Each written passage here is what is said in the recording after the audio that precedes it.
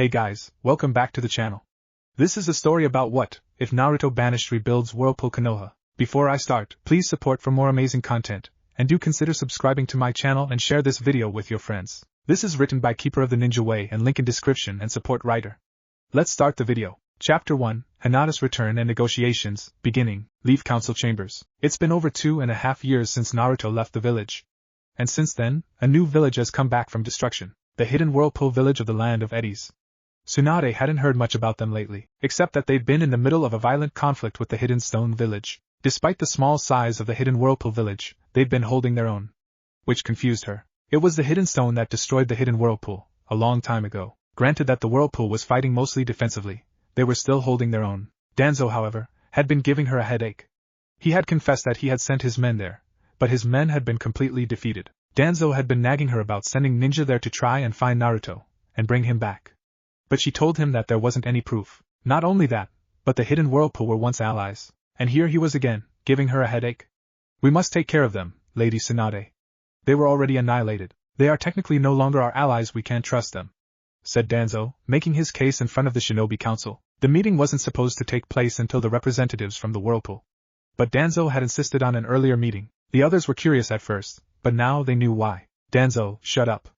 Everyone here knows that they're coming today. Since they were once allies, I don't see a reason not to trust them. We'll just have to wait and see, said Tsunade, sending a glare towards Danzo. Turning to the others, she said, let the villagers know not to engage any hidden Whirlpool ninja. Doing so will result in an international incident, and therefore, be placed under severe punishment, said Tsunade, as she got up and left the chamber. Somewhere in the land of fire, Sakura, Shikamaru, Ino and Kakashi were currently on their way back from a mission. As they were heading back to the village, Ino sensed other chakras nearby. Chakras she didn't recognize. Kakashi-sensei, said Ino, earning the others' attention. I know. Stop, Kakashi replied/ordered. They all came to a stop, in a small clearing. What is it, Kakashi-sensei? Ino? asked Sakura, putting her guard up. Everyone had their guard up. A moment later, a group of 4 kunoichi. The first ninja had bright red hair. The second ninja also had red hair, just had a more pink shade to it. The first 2 also wore a pendant with a swirl inside a circle. The third ninja had orang hair with dark green bangs. The fourth ninja had somewhat dark blue hair, and so a dark green, lighter shade than the green bangs of the other ninja, battle kimono. Each one of them wore an ocean blue flak jacket, all looking like a half-shoulder-length tank top. It also didn't have a high collar like the leaf ninja wore. What stood out to the 4 was that symbol on their headbands. The same symbol that was on the back of Kakashi's flak jacket. It's okay. They're hidden Whirlpool ninja.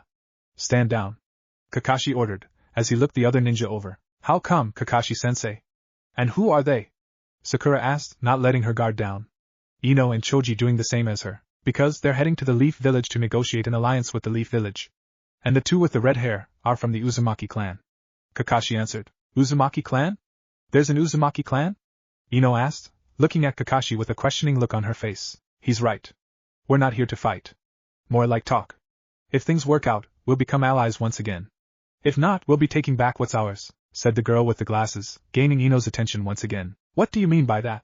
Sakura yelled. I don't have to answer to you. Anyway, my name's Karen Uzumaki. The other redhead is Taiya Uzumaki. The orange-haired one is Pakura, and the one with blue hair is Guren, said Karen, as she needlessly adjusted her glasses. Uzumaki? So that means that you're related to Naruto? Sakura yelled, slightly shocked by the revelations. Naruto? You mean the Uzumaki that was treated like shit in your village, huh? Said Taiya, giving them all a glare. So you do know him? Where is he? Sakura yelled, taking a threatening step forward. Careful, Sakura. If you attack them, it will cause an international incident. And you will be punished for it. The hidden Whirlpool were once allies, especially the Uzumaki clan. It's their symbol that we wear on our backs, and it's part of the symbol on our headbands as well. They also happen to be related to the first Hokage's clan, the Senju. Which means they're also related to Lady Tsunade. We don't want to upset them, said Kakashi, trying to prevent a fight from breaking out. But Kakashi-sensei. Though we're still supposed to find out any info we can on Naruto, said Choji, remaining calm. I understand that. But not at the cost of losing a powerful ally. The Uzumaki clan is extremely capable in sealing ninjutsu, so much so that it's like a Kekkai Genkai, and the clans originating from there are formidable as well. Also, we don't want to underestimate the 2 with them either, Kakashi replied, causing the Whirlpool ninja to smirk. Why is that, Kakashi-sensei? Ino asked. The one without the glasses, Taiya, was one of the 4 erecting the barrier during the invasion. I'm sure she has a reason why she switched sides, unless Orochimaru is part of the Whirlpool somehow. But that's unlikely. Guren, I'm sure, has a special ability of her own as well. We can't underestimate her either. And Pakura is Pakura of the Scorched style from the Hidden Sand, which has got me curious about why she's with the Hidden Whirlpool. Kakashi explained. The Hidden Sand treated me as a hero, but they threw me away like trash. They betrayed me, just so they could avoid a war. I owed my life to some people, but I've repaid that debt. I then later decided to join up with the Hidden Whirlpool. At least they know how to treat a hero, who's given all they have for their village. Pakura explained. I see. Kakashi replied. But what about the rest of you? Kakashi asked. Aside from Pakura, all of us were loyal to Orochimaru. But we left one of our own free will, because he was likely to betray us. He's already lied to some of us, so it was only a matter of time before he threw us away. Karen answered. It seems that they're telling the truth. Still, I'm not entirely sure we can trust them. Whirlpool ninja or not, doesn't matter, we were ordered not to engage in a fight with them. Kakashi thought. Fair enough. We'll escort you to the Leaf Village. Ino, Choji. Take the rear, Kakashi ordered. Wait a second. Sakura yelled, gaining everyone's attention. Turning to the Whirlpool ninja, she said / demanded. You obviously know who Naruto is. So tell us where he's at. Heh. You think you can just demand information from us, just because you're the Hokage's apprentice? Tayuya smirked. Say what? Sakura yelled, getting angrier by the second. You'd think she'd teach you to respect potential allies, said Tayuya, keeping her smirk. Why you? Sakura yelled, as she charged Tayuya. Sakura, don't! Kakashi ordered, only to have Sakura continue her charge. He was about to intercept Sakura, but he was beaten to it. Chakra chains! Karen called out. As she extended her hands, golden chain shot out and wrapped around Sakura, pinning her against the tree with a loud thud. Ugh, Sakura! Ino and Choji yelled, as they also began to charge in. Only to be stopped by Kakashi, who went in front of them standing with his arms and legs spread. Stop, you two! Sakura brought this upon herself. We have to avoid an international incident. We have to negotiate with them, and hope that they'll spare Sakura. So don't attack? Said Kakashi. But Kakashi-sensei, that's an order, said Kakashi, interrupting Ino mid-sentence. Meanwhile, Sakura was trying to break out of the chakra chains but to no avail, causing Karen to laugh. It's pointless to struggle. These chains are capable of holding a tailed beast in place. These are special chains that only those of the Uzumaki clan can use. Hee. Karen explained. Tailed beasts? What are those? Thought Ino, Choji and Sakura. The latter of the three had stopped struggling once she heard what Karen said. The question is, what should we do with this one? She attacked us, despite being told what the consequences are. Obviously, she doesn't care about the well-being of the Leaf Village, said Guren, with a slight smirk on her face. Kakashi turned around to face them. He bowed his head and said, Please forgive her. She tends to be short-tempered, and although she has a weird way of showing it, she cares greatly for her friends. As her sensei, she's my responsibility. I'll take responsibility for her actions, so please let her go. Karen appeared to be thinking it over. How do I know that she won't attack me again? Karen asked. She knew Kakashi would stop Sakura, but she wanted them to squirm a little bit. Well, there's no need for that now, said a new voice, gaining everyone's attention. Jiraiya then entered the clearing, followed by a young teenage woman with midnight blue hair. Karen, could you please let Sakura go? I'll keep her in check if she tries anything, said the girl, with soft yet firm voice. Heh. All right, Hinata. But only because it's you, Karen replied, letting Sakura drop to the ground. Not even bothering to do so gently. Sigh honestly, Karen, I swear, said Hinata, as she shook her head with her face towards the ground. Jiraiya chuckled, but at Hinata. But the looks she was receiving from Kakashi and his current team. Kakashi seemed indifferent, but he could tell that he was surprised, even if only a little. Ino, Choji and now Sakura, however, stood slightly slack-jawed. Hinata's clothes were all a size above form-fitting, but they did well to complement her form. She wore dark blue ANBU-style pants, an ocean blue tank top, and a lavender-colored, short-sleeved lavender sweater. The sleeves appeared to have been cut. She also wore gray shin and arm guards, though the shin guards were only noticeable by her feet. Her headband also seemed different, for the cloth holding the metal plate was now orange. And just like 2.5 years later, she still wore her headband around her neck. She also had grown her hair out, to where it now ended at the small of her back. Whoa! Hinata, is that you? Ino asked, not believing her eyes. HN. Of course, who else would I be? Hinata asked rhetorically. Wow! You look amazing! And a lot more confident too, said Sakura. Blushing slightly, Hinata replied. Thank you, Sakura. You all look well yourselves. Realizing something, Choji asked. Hinata? How do you know these guys? I mean, it seems like you and that Karen girl know each other pretty well. This caused everyone to give Hinata looks of confusion from her peers. Well, I've been to the hidden whirlpool a few times these past couple years to train with someone I knew from my childhood. That's where I met Karen and the others. They're actually quite friendly, once you get to know them. Hinata answered, with a smile. She still didn't like being the center of attention, but her time in the Whirlpool village had helped her get used to it. She also had to keep the Whirlpool village's leader a secret for now. Alright. Enough talk, said Jiraiya, getting everyone's attention. Hinata and probably would have been to the village by now, but seeing what was going on here took priority. I'm sure Tsunade will be disappointed in a certain someone's action. Sakura looked towards the ground in shame. Anyway, let's get going to the Leaf Village. All of us are late enough as it is. Jiraiya ordered, as he walked past everyone. Leaf Village. Jiraiya and the others were now currently walking through the village. Jiraiya and Kakashi were up front, while the others were behind the Whirlpool Ninja. Ino got close to Hinata, both to break the silence and get some gossipy info. So, Hinata, who was this person you were training with, huh? Was it Naruto? Hinata just smiled, as she answered. No, it was someone else. Truth is, I'm not sure if Naruto ever was in the hidden Whirlpool village. But I still miss him. Whoa. Hinata still has it bad for him. Poor girl. Ino thought. The group was brought to a halt, when Taiya got their attention. What the hell? Why can't I move? It was Hinata who answered, with her Byakugan active. Shikamaru, let her go. Sorry, but I have no intention of doing so. She's one of Orochimaru's pawns. Shikamaru replied. That's right. I thought I finished her off years ago, during that retrieval mission, said Tamari, as she stood at the ready with her large fan. You stupid fucks. You think I'd stay with Orochimaru and let him kill me, for failing to bring him that Uchiha prick? Not a chance. The Whirlpool village and my Uzumaki relatives welcomed me with open arms. So let me go, Taiya yelled. Before Shikamaru or Tamari could retort, Hinata decided to vouch for Taiya. It's true, Shikamaru. She's part of the Uzumaki clan, a cousin to the village's leader himself, Hiro Uzumaki. If you don't let her go now, you risk an international incident. Sigh man, what a drag. Alright, fine. Shikamaru replied, as he released his shadow possession jutsu. Finally free, Taiya decided to voice her complaints. That's the second time we've been held up. I'm starting to think that they don't want us as allies. Now. We expected this, remember? Our cousin knew this could happen. Let's just hope that our comrades aren't having as difficult a time in the Sand Village, said Karen, trying to calm Taiya down. That's right, I almost forgot that the hidden whirlpool has ninja to start negotiating an alliance with the Sand as well. Tamari thought, placing her fan on her back. If there aren't any more interruption, I think it's best we get to the Hokage's office. Both to inform her of Hinata's return, and the negotiations between our two villages, said Kakashi. Tsunade's office. Tsunade was getting a little impatient. The hidden whirlpool ninja were late. Her thoughts were interrupted when a knock-knock sounded against her office door. Come in, she called out. The door opened to reveal Jiraiya, followed by Kakashi, the whirlpool ninja, Kakashi's team for their mission, and then Hinata. Tsunade was shocked to see Hinata's new look. She was always a shy and would wear bulky clothing, but now she wore more daring clothes.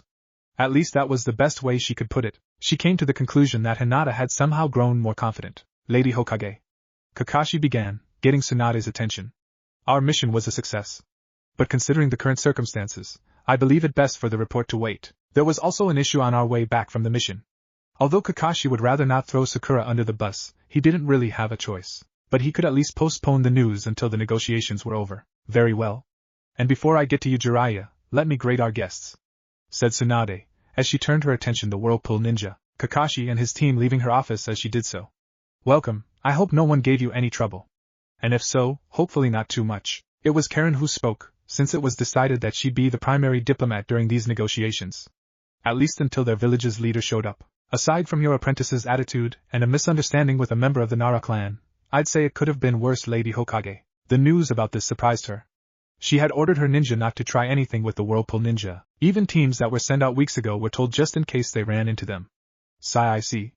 I apologize for any disrespect directed towards you. I've ordered them not to try anything. Tsunade replied, disappointed that Sakura had just caused some possible issues with the Whirlpool village. You should try knocking some sense into those two idiots, said Taiya. Be quiet, Taiya. The last thing we need is to walk away without a new ally, Karen ordered before turning and bowing to Tsunade. I'm sorry for Taiya's attitude. She can be very stubborn and hot-headed at times. It's alright. We're hoping to resume our alliance with the hidden whirlpool as well. But if you'll excuse me for a moment, I need to deal with Jiraiya and his apprentice Hinata's return to the village after such a long time, Tsunade replied, waving off Taiya's comment for the time being. Of course. We'll just wait outside your office, until the negotiations can start, said Karen, as she motioned for the others to follow her outside the office door. Thank you. Once they left the office, Tsunade began addressing Jiraiya and Hinata. Shizen was standing next to her with Tuntun in her arms. She had been quiet this whole time. She was surprised with Hinata's appearance when she walked through the door. She noticed that this wasn't the shy little girl anymore, but a confident young teenager. I assume she's improved since your departure? Tsunade asked, bringing Shizen out of her current thoughts. Of course. What did you expect? Hinata to come back just as shy and lacking in confidence as when she left? Jiraiya asked, smirking at his rhetorical question. I see. Well then, perhaps she can demonstrate those skills later this evening. Have you in training ground 8, at about 7 p.m., Tsunade ordered, as she got up and headed towards the door. Seeing the Whirlpool ninja there, she asked them to follow. Well, I'll see you later. I've got some research to do, said Jiraiya, with a perverted laugh and look on his face. Hinata was used to this by now, but she couldn't help but pick on him a little every time he acted like this. You know, it's easy for Naruto to know what you're doing at every moment of your research. You never know when the next time he'll pop up and interrupt your research. Ugh. Don't remind me. It's like he doesn't have anything better to do. Anyway, see ya. Jiraiya replied, before exiting the office through the window. Taking a deep breath, she yelled out the window after Jiraiya. See ya, pervy sage. Hinata yelled. Hearing a faint "don't call me that" from Jiraiya, earning a chuckle from Hinata before she left Tsunade's office. Council chambers. Tsunade with the elders, including Danzo, the clan head, Shinobi Council, and the civilian council were currently seated in the chamber. The clan heads took up the left side, the civilians took the right side, and Tsunade with the elders were in the front. The civilian council was whispering among themselves as the Whirlpool decided to take the back rather than the middle. At least 3 of them did. Karen took the middle since she was the Whirlpool's diplomat. All right. Since everyone is here, we can begin the negotiations, said Tsunade, bringing the murmur to rest. Now, Karen Uzumaki. You have the floor. Giving Tsunade a slight bow, Karen began. Although we of the Hidden Whirlpool would like nothing more than to have the Hidden Leaf as allies, we can't help but have some concerns about how this village may treat their allies, when they have shown that they can't even trust their own ninja, said Karen, getting some confused and angry looks. Confused looks from the elders, and angry looks from the civilian council. What the hell are you talking about, girl? We trust our ninja with our lives. How dare you accuse us otherwise? Yelled an out-of-shape merchantman. How dare I, you ask? Easily. Namely one, Naruto Uzumaki. Like you, we have our sources within the other villages. We've learned quite a bit about him. We heard how he was made into a Jinchuriki for the Ninetales, and then treated as if he were the fox himself. And because you couldn't see past your own misguided hatred, he had to leave the village in search of a home that will accept him. You believed he was too strong. Most villages would have loved to have him in their village, even if it was because of the nine-tailed fox. Even more so with the 4th Hokage's flying Raijin Jutsu. He defeated Gaara of the desert. When he released the Shikaku, he brought back your precious Uchiha, successfully completing his mission and fulfilling his promise to his pink-haired teammate to bring him back. Sasuke's willful decision to leave the village, he should have been executed like the rogue ninja he became. Yet you all practically let him back in with open arms, while your hero was removed from your ninja ranks. I know I don't have a right in your village politics. Well, that's normally the case. But this time, it's different, Karen explained, earning even angrier look from the civilian council every time she mentioned Naruto, and looks of reluctant agreement from the clan heads. How is this different? This isn't your village, and you have no say in how we treat our ninja, said the same merchant. It was Shikaku who answered. The Hidden Whirlpool is ruled by the Uzumaki clan. All Uzumaki are technically in their jurisdiction since our treaty with them technically never ran out. And since the Leaf Village had done wrong by the Uzumaki clan be mistreating Naruto, they can ask for almost anything from us to compensate the wrong we've done them. But only as long as they acknowledge that person as an actual blood-related member of their clan. What could they possibly ask for? Asked a councilwoman. We would most likely ask for our symbol back. The symbol you ninja wear on you flak jackets and your headband. And we'd ask for 100 million ryo for treating a member of our clan the way you have, Karen answered, getting cries of disapproval from the civilian council as well as the elders. You can't possibly expect us to pay you 100 million ryo for a child, said Koharu, hoping to avoid paying so much. But doesn't your village protect the children of your village more than any other in your village? Karen countered. She knew this because of Orochimaru had mentioned it at one point in time. She couldn't exactly remember when, but that just gave her some more pull with the Leaf Village. Karen's question was met with silence, as none of them could deny what she said. I see. You protect your children unless they prove to be more loyal than others, and having a tail be sealed inside them against their will, but saving your village nonetheless. TSK. What a shame, said Karen, as she shook her head in disappointment. After a few moments of silence, Tsunade decided to break the silence. I agree that this village has done wrong by your clan, but not everyone agreed with what happened to Naruto, and although most people hated him, he began to earn the villagers' respect. Slowly but surely. With that said, does this mean that there will be no alliance between our villages? Tsunade asked, wanting to confirm where this was going. That depends. You can either accept our alternative offer and have an alliance with the hidden Whirlpool village, or you can take our first offer and not have an alliance between our villages. Those are non-negotiable. Our village's leader will give you a week to decide, Karen replied, giving off a smirk. She knew that the alternative would be preferable for the Leaf Village, but they still wouldn't like it. At least that's true for the first two. And what is this alternate offer? Danzo asked, not liking the look on her face. 50 million real for compensation, due to what happened to one Naruto Uzumaki. Karen began, when she was rudely interrupted. 50 million? You're insane. Why would you ask for so much? Yelled the merchantman. So, you'd rather pay the full million then?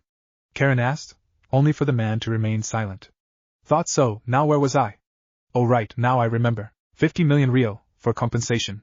Complete immunity for any and all of our shinobi, said Karen, before being interrupted again. Why would you such a thing for your ninja? It doesn't make sense, said Hamura, sighed because we took in a number of rogue ninja that didn't agree with their village. After a thorough background check, we accepted many of them, but not all of them could be trusted. Now, please refrain from asking any further questions until I'm done explaining. Thank you, Karen replied, slowly getting aggravated with the constant interruptions. I agree. Let's hear the rest of their requests, before asking questions, said Tsunade, before Koharu decided to speak. Turning to Karen, she said, please continue. Thank your Lady Hokage. Now 50 million real. She began, only repeating herself because she loved the looks of anger they got when she mentioned it. Complete immunity for all our ninja. Trade between our two nations, of course. And the participation of our genin during the next Chunin exams, said Karen, as she finished making the demands. Silence reigned throughout the chamber, as the councils thought over the terms. While the second did seem better than the first in terms of finances, and the last two terms weren't a problem. But the second term, that was another issue in the alternative. Deciding to voice these concern, Koharu asked. Do you have a list of the rogue ninja you've given sanctuary to? Yes, I do. However, due to my cousin Hiro Uzumaki, our village's leader, you won't receive the list unless you agree to the alternative deal. He's willing to give you a week to think things over, but we need an answer by the end of the week. And as a gesture of good faith, here's a scroll that you can have regardless of your decision right now. Karen replied, pulling out a scroll and handing it to Tsunade. Very well. We'll take this week to discuss amongst ourselves about what our decision will be. Unfortunately, being Hokage isn't enough when it comes to alliances. We have reservations for you in one of our hotels. We'll be sure to notify you when our decision is reached, said Tsunade, after she took the scroll. Thank you, Lady Hokage. Just so you know, the contents of that scroll is courtesy of our leader, Hiro Uzumaki. Karen replied, with a bow. Once she stood up straight, she signaled for the others to follow. Once they left Tsunade called forth an Anbu to open the scroll, just in case it was booby-trapped. The Anbu did so. Unraveling the scroll and channeling chakra into the seal, a box appeared with a poof. Opening the box with extreme caution, the Anbu was shocked at what he saw inside the box. Hinata. Once Hinata left Tsunade's office, she had decided to head home to inform her of her return home.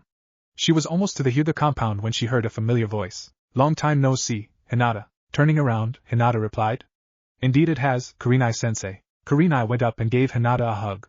It's good to have you back, said Kurenai. It's good to be back, Hinata replied. Hey, Hinata! Welcome back, called a new yet familiar voice. Hinata and Kurenai pulled back, and looked towards the voice. Hello, Kiba. Thank you. And hello to you too, Shino, said Hinata. Hello, Hinata.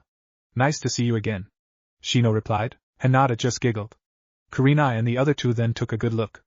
Hinata's new clothes and attitude was actually quite surprising. She used to always dress to hide her figure, but now her clothes didn't just reveal her figure some, it actually complemented it. Hinata noticed them staring, and decided to mess with them a little. Putting on a confused look, she asked, What? Is something on my face? Her teammates almost face-palmed at her question. It was Kiba who answered. Sorry, Hinata. We couldn't help but notice how hot you look. Only you were thinking that, Kiba. The three thought simultaneously. Thank you, Kiba. But you're the only one who was thinking that. Kurenai and Shino were thinking how much more confident I seemed to be, said Hinata, with a smile on her face. She actually spoke her mind? And she could tell what we were thinking? The three thought. Hinata? How did you know what we were thinking? Kurenai asked. Oh. It's just because I know you all so well.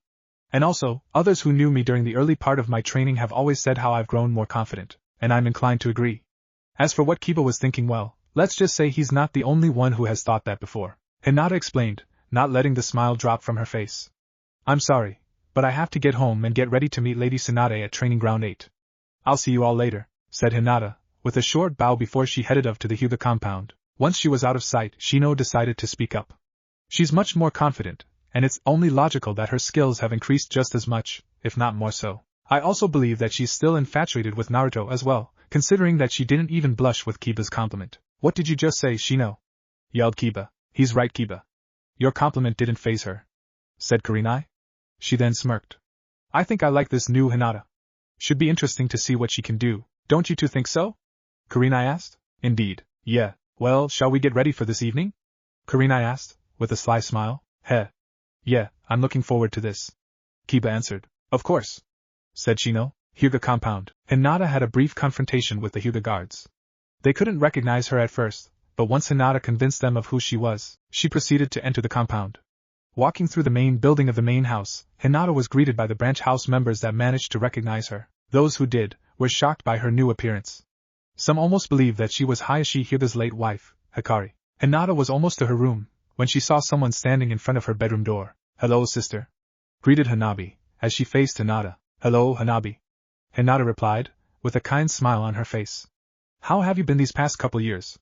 Hinata asked. I've been well. How was your training? It went very well. I've become stronger, faster and more confident.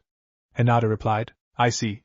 Father wished for us to spar each other upon his return from his meeting, said Hanabi, who turned around and began to walk away. I'm sorry, Hanabi.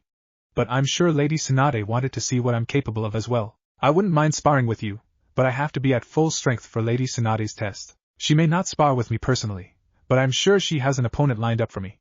Now if you'll excuse me, I must unpack my things and get ready for this evening. Hinata replied. She walked into her room and proceeded to prepare for tonight. Council chambers. What? What's in that box? Tsunade asked, seeing the ANBU tense. The ANBU didn't reply. Instead he turned the box around and tilted it slightly to show them what the box contained. Seeing what was inside, the entire room gasps. With the exception from Danzo, of course. Yet even he was shocked by the contents. 3 severed heads and a scroll marked with the Uzumaki clan seal were the box's contents. The scroll was strapped to the underside of the lid, while the heads were surrounded by a white sheet-like cloth within the deep section of the box. The heads formerly belonged to Orochimaru, Kabuto and Mizuki. That's impossible. Is that really Orochimaru's head? Some asked, having difficulty believing her eyes. The others were having an equally difficult time believing what they were seeing. I believe it is, Lady Inuzuka, the ANBU replied. Suddenly something caught the ANBU's eye. He reached into the box and grabbed something metal. Pulling it out, just brought out even more shocked looks from everyone in the room. Is that? Koharu asked. A silver platter. Yes, it is Elder Koharu, the ANBU answered. You mean that the hidden Whirlpool brought us the heads of 3 traitors on a silver platter? Some asked. I believe so, Choza replied. Suddenly Danzo stands up and yells. This must be a trick. It's impossible for anyone from the hidden Whirlpool to defeat someone like Orochimaru. He's one of the legendary Sannin. This outburst caused murmurs and shouts to emerge from both sides of the council. While it was difficult to believe, it didn't mean that it was a trick. Starting to get a headache from the yelling, Tsunade decided to call everyone to order. Silence! Tsunade yelled. Once everyone had settled down, Tsunade took a deep breath. I understand that it's hard to believe, but I doubt they had set a trap. We'll perform an autopsy on the heads, to ensure that they're the real deal. I'd like to perform the procedure myself, but I'm sure you all would be worried about the possibility of the trap. Therefore, Shizen will be the one to perform the autopsy. Any questions? The only reply she got was silence. Very well. Please give me the scroll, and then bring the heads to Himorg. Tsunade ordered, after turning to the ANBU with the severed heads. Yes, milady. The ANBU replied, placing the heads back in the box. He then took the scroll, and handed it to Tsunade. Once Tsunade had the scroll, he went to take the box and proceeded to take to the morgue as ordered. Once the ANBU left, Tsunade opened the scroll and read the contents out loud. Dear 5th Hokage, I'm sure you, or at the very least your council, was concerned that the heads in the box were some sort of trap. But rest assured they're not. I realize that it would be difficult to believe or trust us, and I understand everyone's concern. I would however like to tell you the tale of how I got a hold on these 3. However, I will only tell you if you've all decided to have an alliance with us. Either way, I do expect to receive the reward that stands upon Orochimaru's head, which happens to be 50 million ryo. Have said this, I'm sure you'll realize that either way you will be paying us at least 100 million ryo in total. I'm sure you find this outrageous, but think of it this way. Would you rather pay the 50 million for compensation and another 50 million for the reward on Orochimaru's head, and have an alliance with a village capable of not only tracking Orochimaru down, but also eliminating a threat to your village, or pay 100 million ryo for compensation and 50 million ryo for Orochimaru's head, and not have us as allies? Please think this through. I will be there in person, should you decide to accept. However, if anyone attempts to take my life, I will retaliate. I would prefer not to, but I must protect my village. Sincerely, the leader of the hidden Whirlpool village. Hiro Uzumaki. Once Tsunade had finished, Hamura stood and yelled. He dares to threaten us? Silence, Hamura. He only warned us what he would do if we attacked. He never said he'd lay waste to the village, but he can defend himself, as is the right of anyone who is attacked within our walls. So long as they didn't instigate anything, said Tsunade. Only silence was the response she received. Looking up at the clock in the room, she noticed that it was getting close to 8 o'clock. So I will adjourn for today. We'll meet again once the autopsy is finished. I'll give everyone here a notice. Now dismissed, Tsunade ordered, as she walked out the door, rolling up the scroll as she left. Suddenly she stopped, and turned her head towards the others. Hayashi, I'll be seeing your daughter Hinata at 8 o'clock. I'm putting her through a test to see how much she improved during her training. If you wish to watch, then be at training ground 8 at that time, said Tsunade, now walking towards her office with a smirk on her face. The news of this surprised Hayashi. He had of course expected Hinata's return today, but not that she'd be tested by the Hokage. He had already planned to do that once she returned, but it seems Tsunade beat him to the punch. Taking an interest in this, he decided to drop the meeting he'd have with the Hyuga Council and watch his daughter's test. Training ground 8. It approached 8 o'clock, and Hinata stood ready. She closed her eyes, waiting patiently until Tsunade shows up. I see you're early. That's good, said Tsunade, causing Hinata to slowly open her eyes. There she saw Tsunade at the edge of the clearing. Lady Tsunade. Did the meeting go well? Hinata asked. Tsunade raised an eyebrow, but answered nonetheless. As well as it could go, I guess. Unfortunately, we couldn't come to a decision quite yet, Tsunade replied, careful not to tell any details slip outside the village council. Letting out a breath, Hinata replied. I see. Then I assume we're here for you to test how much I've progressed from my training? Heh. That's right. They should be here shortly, Tsunade answered. It wasn't even a minute later until Kurenai, Kiba and Shino walked into the training area. Good evening, Lady Tsunade. Kurenai greeted. Good evening, Kurenai. Are you and your team ready? Tsunade asked. Yes, we are, Kurenai replied. She then turned to Hinata and asked. How about you, Hinata? Are you ready? Giving Kurenai a smile, she answered. Yes, I am, Kurenai-sensei. All right. We're going to have a match. You, Kiba and Shino against myself. Use whatever means necessary to capture me. Understood? Kurenai explained, moving to where she could see all 3 of her students. Actually, sensei, I have a more interesting idea, said Hinata, gaining everyone's attention. And what would that be? Kurenai asked, curious as to what it might be. I suggest a 4-way battle royal. Last one standing wins. Hinata answered. What? Who are you and what have you done to Hinata? Kiba yelled, starting to believe that she actually might not be Hinata. Hee. I'm Hinata. But if you're referring to the Hinata that lacked confidence, she's not here anymore. But I'm still one and the same Hinata. Hinata replied. That may be, Hinata. But are you sure you want a battle royal? I mean, anything could happen. Teams could be formed, and you could be attacked by anyone and any time, said Tsunade. I'm sure of this, Lady Tsunade. Even if I don't win, I at the very least will be the last one to fall. I'm confident in that, Hinata replied. That's quite the confidence. But do you have the skill to back it up? Asked Hayashi, as he joined Tsunade at the edge of the clearing. Hinata turned towards her father, and answered. It's good to see you again, father. And to answer your question, I'm positive about my claim. Hinata then smiled. Although the smile seemed sweet and innocent, it caused an unexplainable shiver to go down the spines of her teammates and sensei. I'm not sure I like the way she's smiling. It gives me the creeps, Kiba thought, unconsciously gulping. Akamaru even gave a slight whine at the sight of Hinata's smile. And people think my insects are creepy. Shino thought. Interesting. Hinata's never given me the chills before. And by the looks on Kiba and Shino's faces, they felt a shiver as well. I'm actually looking even more forward to this now, Kurenai thought. Alright, Hinata. If you're sure about that. I'm very sure, Kurenai-sensei, said Hinata, getting into the typical stance of the Hyuga clan. Alright then. Is it alright with you then, Lady Tsunade? Kurenai asked, getting into a neutral stance. Sigh, very well then. If everyone is alright with it, Tsunade replied. Keep in mind, Hinata. You wanted this, said Kiba, getting his cocky attitude back. Activating his man-beast clone and his all-fours jutsu, Kiba and Akamaru got ready to go right on the attack. Shino just simply nodded his head, as he too got into a neutral stance. Looking at her students, Kurenai decided to get this started. Alright. Begin! Kurenai yelled. No sooner than she had said that, Kiba and Hinata began to charge. Both had actually decided to attack Kurenai. Hinata quickly saw this, and decided to quickly stop and jump backwards towards Shino. This quickly caught everyone's attention, surprised that Hinata wouldn't attempt to take out the jounin. Hinata landed about 10 feet from Shino, and immediately sped up towards him at a faster pace than when she charged towards Kurenai. The extra speed almost caught Shino off guard, but he had just barely managed to dodge her first strike towards his head. Or at least he would have, if Hinata didn't use her opening attack as a feint. Hinata led with her left hand, aiming towards Shino's right shoulder.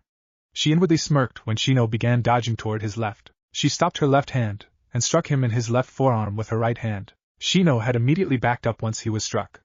But as soon as he did, Hinata was right on top of him again. There were a flurry of strikes coming from Hinata, and Shino was trying to parry them as best he could. But he could slowly feel more of his chakra points closing. With his chakra points closing, he was having more difficulty in controlling his chakra and by extension his insects. I believe it would be best to have my insects attack Hinata, Shino thought, as he continued to parry Hinata's attacks. Suddenly, Shino's insect appeared in a large swarm behind Hinata. Hinata was able to see it, thanks to her Byakugan. Hinata stopped her assault on Shino, and activated a jutsu she had completed shortly after her training began. Protective 8 trigrams 64 palms, Hinata called out, sending multiple chakra needles out piercing through many of the insects. Once Hinata's attack ended, she charged. Only this time, she decided to charge towards Kiba and Kurenai's fight. Kurenai was attempting to dodge Kiba's strikes, but only managed to dodge about half of them. She had attempted to cast a genjutsu on him, but every time she did, Akamaru would either disrupt it by sending chakra into Kiba or cause Kurenai to lose focus of the genjutsu. The same goes for when she catched Akamaru in a genjutsu. She had attempted to capture both of them, but the speed of the two combined with a set distance from each other made it difficult. She was slowly getting exhausted. Suddenly, she saw a possible relief. She saw Hinata charging towards them. Although, she was curious as to why she was heading towards them. Did she already finish with Shino? Kurenai asked herself. Gaining some separation between herself and Kiba, she chanced a glance towards where she last remembered Hinata attacking Shino. She saw that Shino was still standing, and nursing his left forearm. Turning her attention back to Kiba, Hinata was about to attack him when Akamaru suddenly came and attacked Hinata. Hinata was fending off Akamaru's attacks, and had thrown in some of her own strikes as well. It didn't take long for Kiba to help Akamaru. Hinata quickly jumped over Akamaru and landed behind Kiba. She immediately attacked some of his chakra points, mostly those at the shoulders and the hips. Ah!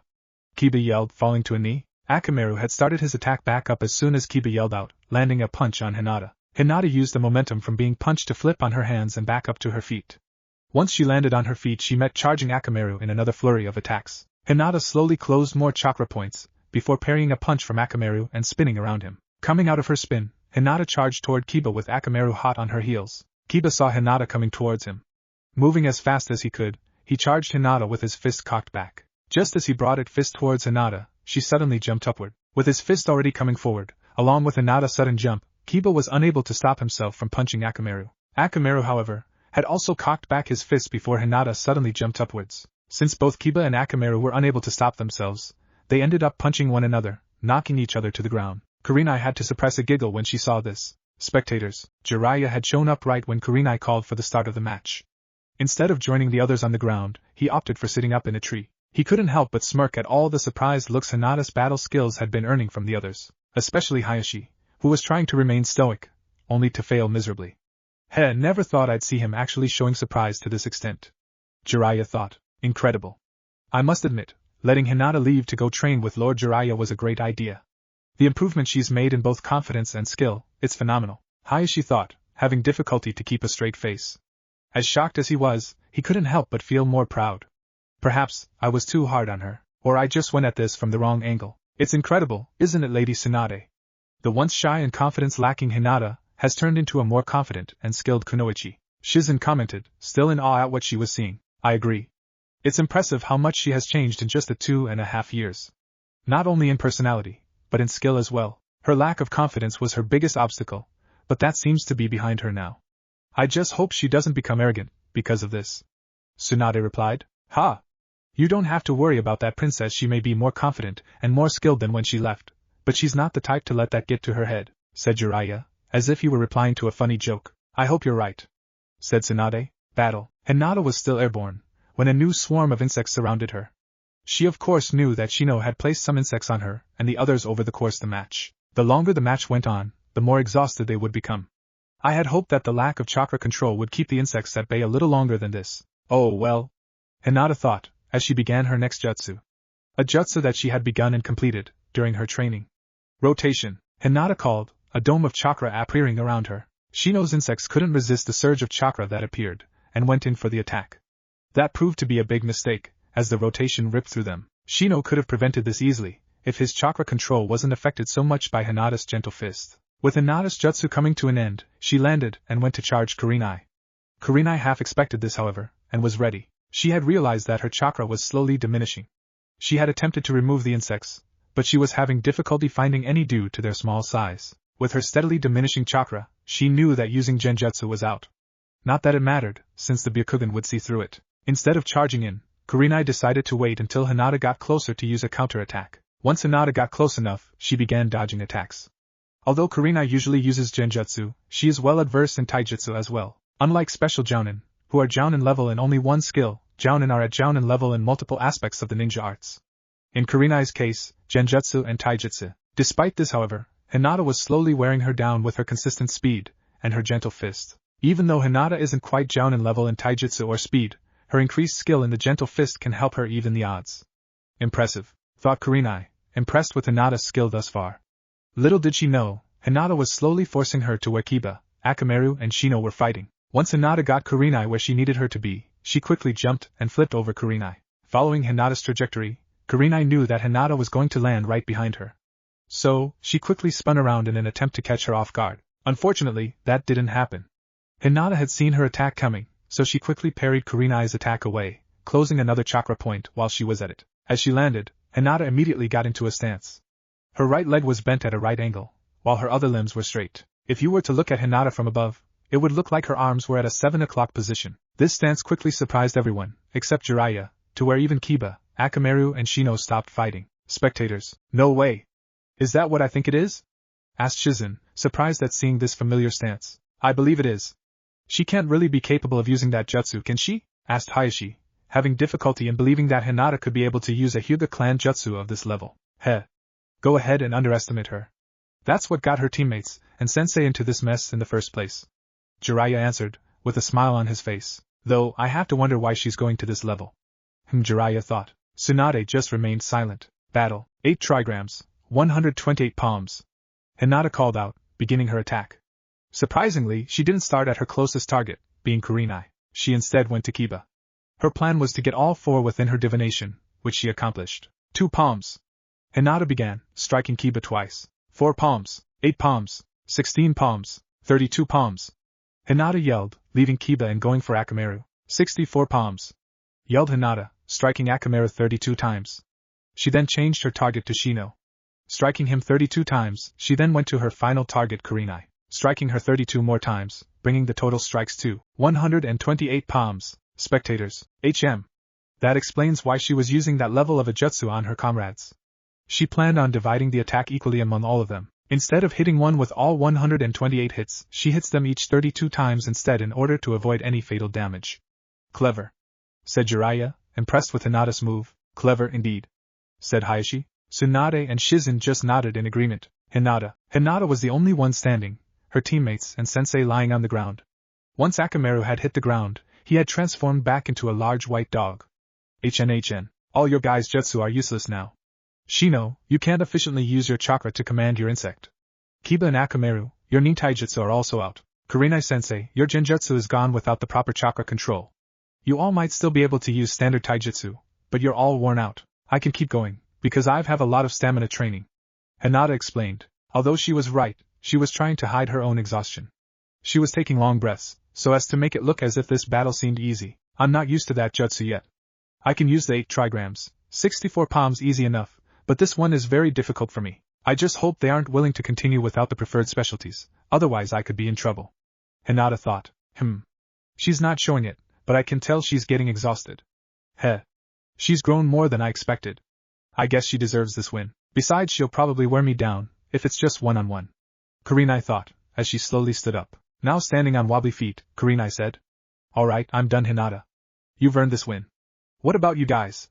Kurenai asked, looking towards Kiba and Akamaru. It took a moment longer for the others to stand back up, but they finally managed. It was Kiba who replied first. Heh. Yeah, I guess so. Akamaru is almost useless without our jutsu, well aside from acting like a typical attack dog. So yeah, I'm done, said Kiba, with a large smile. I agree. I'm not very proficient with taijutsu, and my insects are now all but useless. I must admit forfeit, said Shino. Well, if that's the case, I hereby declare Hinata the winner of this battle royale, said Tsunade, as she walked onto the field. Congratulations, Hinata. Thank you, Lady Tsunade. Hinata replied, giving Tsunade a bow. Tsunade nodded her head at Hinata, and addressed them all as a team. Now you all are now officially Team Kurenai. Report to my office, first thing tomorrow for your first mission. And make sure to get some rest, Tsunade ordered. Tsunade then turned around to head home to get some rest herself. Shizen followed after Tsunade, Tuntun following at her heels. Yeah, home sounds pretty good. I'll see you guys tomorrow, said Kiba, as he and Akamaru headed home as well. Shino just nodded, and followed suit. And Jiraiya had left just after Tsunade had, leaving Hinata and her father behind. A few minutes later, Hinata and her father were walking home together, though the village. The trip was mostly silent, until Hayashi decided to break it. That was an impressive display of skill you've shown tonight, Hinata. Thank you, father. Hinata replied, happy that her father had complimented her skills. Although, I admit I'm not quite used to the 8 trigrams, 128 palms quite yet. I had only mastered a couple months ago. I see. But you still used it quite effectively, said Hayashi. Thank you. Is Niji out on a mission? Hinata asked, wanting to know how he was doing. She was pretty sure he was, but she just wanted to confirm it. Yes, he is, along with the rest of Team Guy. Hayashi answered. I see. He has already become a jounin, said Hayashi. I'm not surprised. Hinata replied. I see. So, what are you going to do about the Chunin exams? Everyone in your graduating class has become Chunin, Hayashi asked. Again, I'm not surprised, father. And I'm sure I can talk to Lady Tsunade about the Chunin exams. I'm sure we can think of something, Hinata answered. She already had a feeling that everyone had already been promoted, and she knew what the plan could be should the Hidden Leaf and Hidden Whirlpool become allies. I must admit, Hinata, I'm quite proud of how you've matured since you left this village, said Hayashi, earning a gasp and a shocked look from Hinata. Hinata had stopped moving, watching as her father kept walking before entering the Hyuga compound. Chapter 2, The Gara Retrieval Mission. Next morning, Hayashi had an early morning with the Hyuga clan council. Upon entering the room, what little commotion there was, came to a halt. Hayashi then went to his seat. One of the elders decided to begin.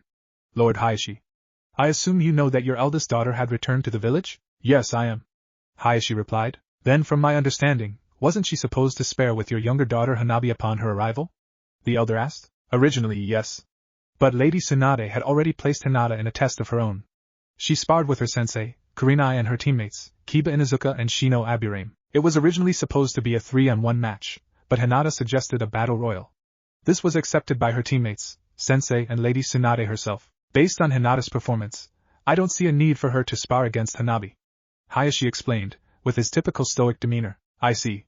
How did she fare? Hinata requested that it to go until the last man standing, which Hinata herself had accomplished. She had won with 8 trigrams, 128 palms, equally distributing the attack evenly among her teammates and sensei, Hayashi answered. Hayashi's statement had earned shocked looks from all around the room. That's impossible. Hinata couldn't possibly have improved so much, yelled Haruo, the young arrogant Hyuga. You dare to question me, when I myself witnessed this event? That is quite the arrogance you have there, Haruo. And personally, I'm slowly getting tired of it. The only reason you're here is because both your parents have died.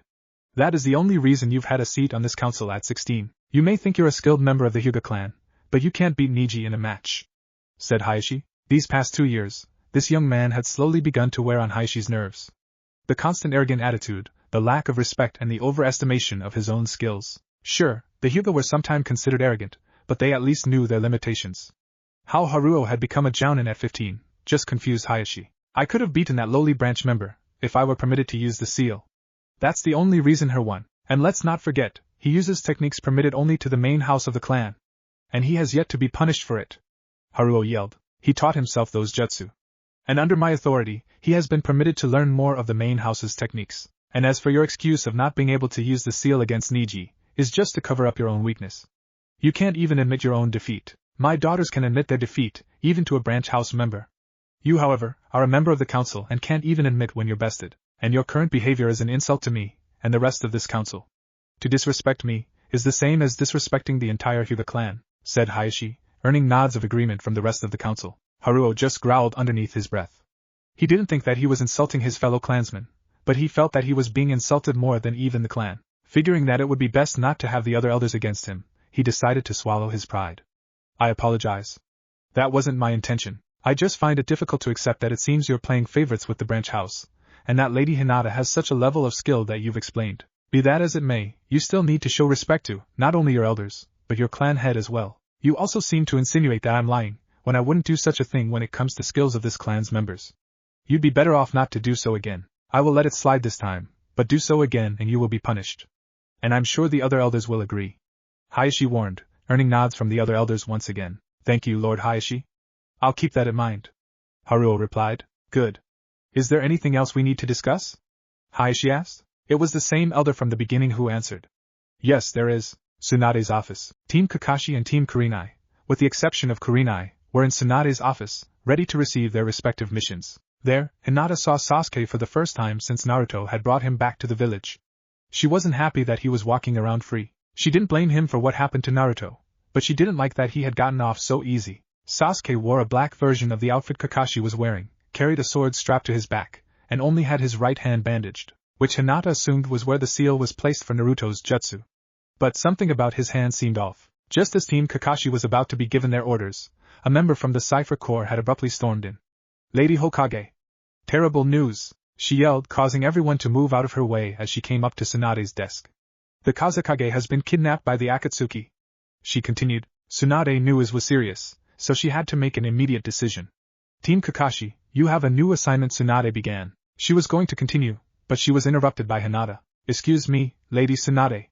I wish to be a part of this mission, Hinata said urgently. Hinata, do you even know what this mission is? Tsunade asked. Without hesitation, Hinata answered. Yes, you want us to assist the Hidden Sand Village in any way to help them rescue the Kazekage. Hey! What about us, Hinata? Are you forgetting that we have a mission with Kurenai-sensei? Asked Kiba. I'm aware of that. But I know about the Akatsuki and what their goals are. They're after the tailed beasts that are sealed within Naruto, the Kazekage and various others. I've been trained by Jiraiya of the Sannin. My assistance could be of use in this mission. I'm sure Kurenai-sensei would understand.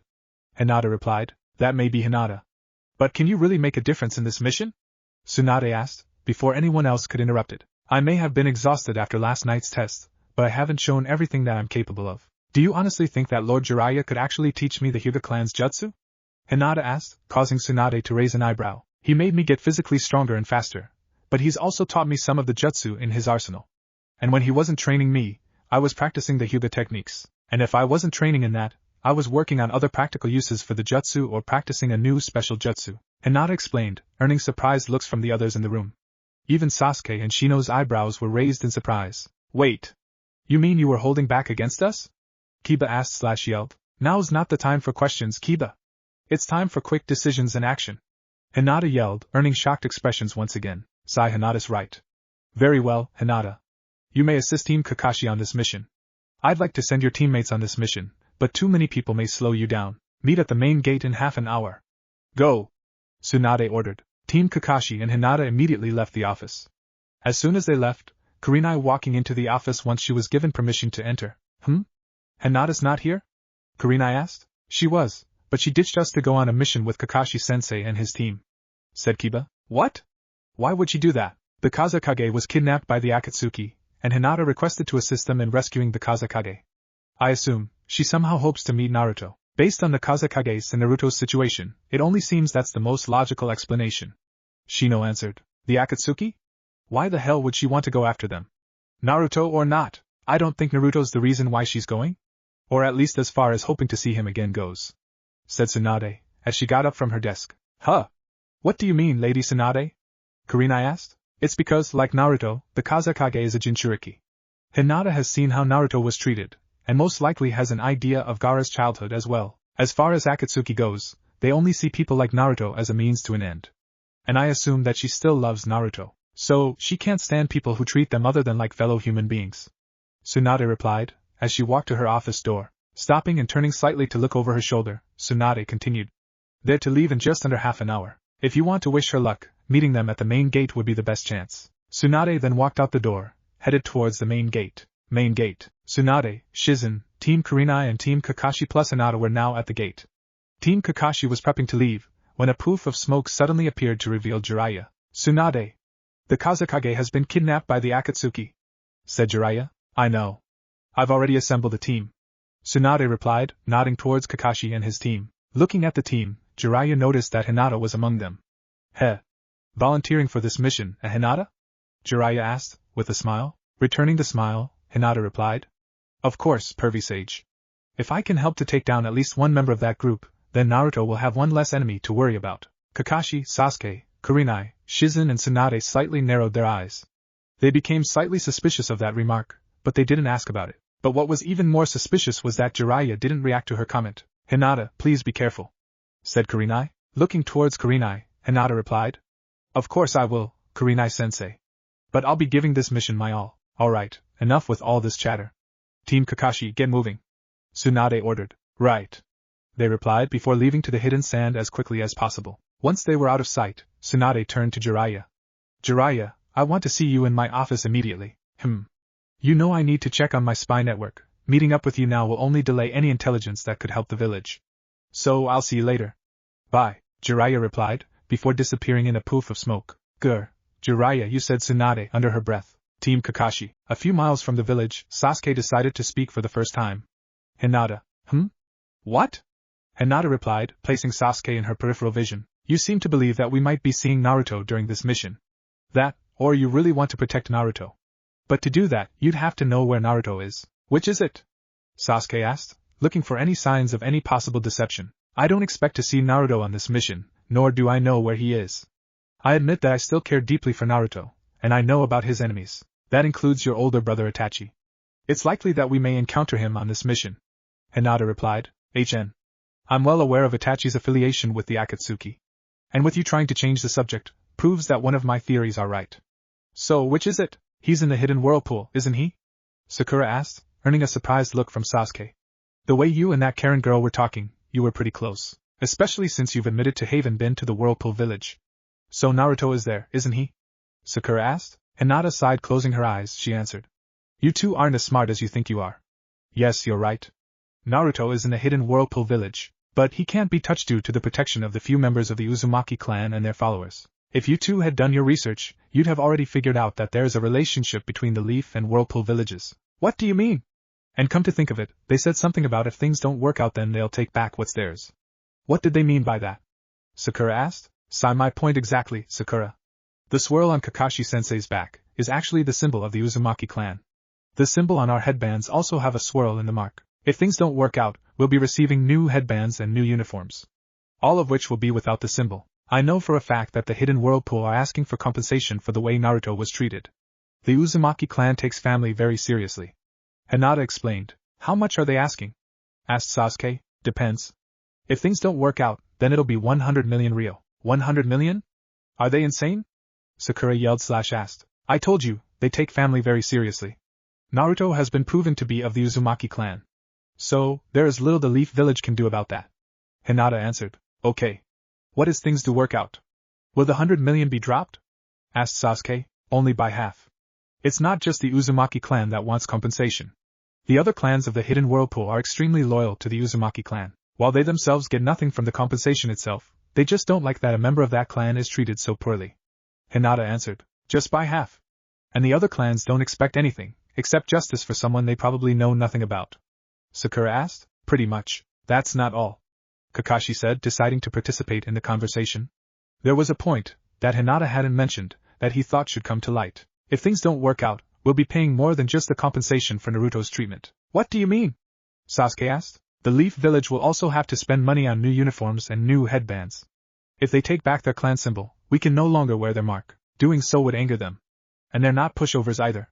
Kakashi explained. You mean, if we were to wear their symbol we could go to war with them?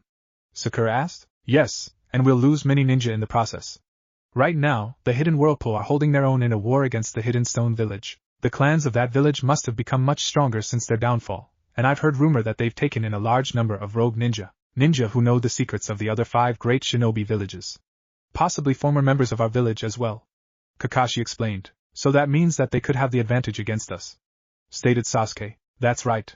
That's assuming that the rumor is true though. Is it, Hinata? Kakashi asked. Yes.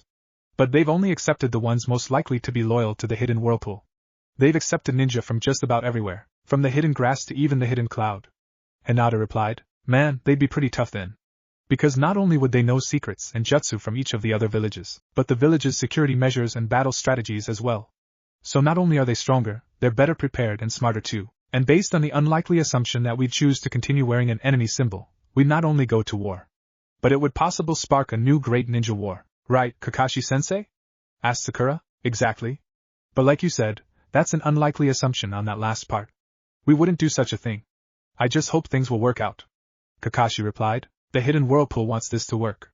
It all depends on the elders and council of our village, said Hinata. Pfft. Like the elders are really smart.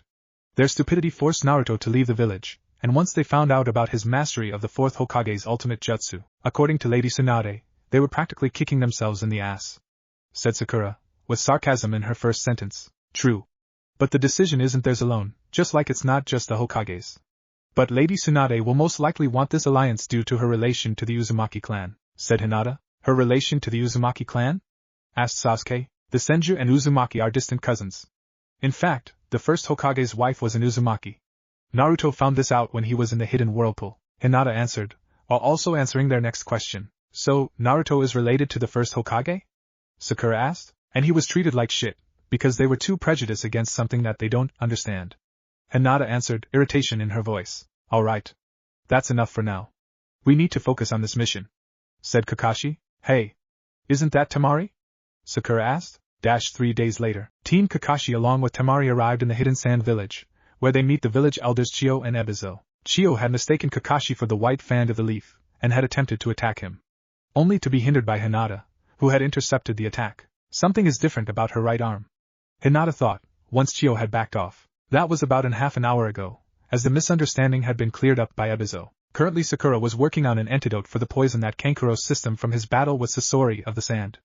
Unfortunately for Kankuro, he was poisoned. A couple Whirlpool ninja had shown up by chance, and they brought Kankuro and his destroyed puppets back to the hidden sand. Once they arrived they ensured the hidden sand that they tracked down Gaara and relay his position back to them.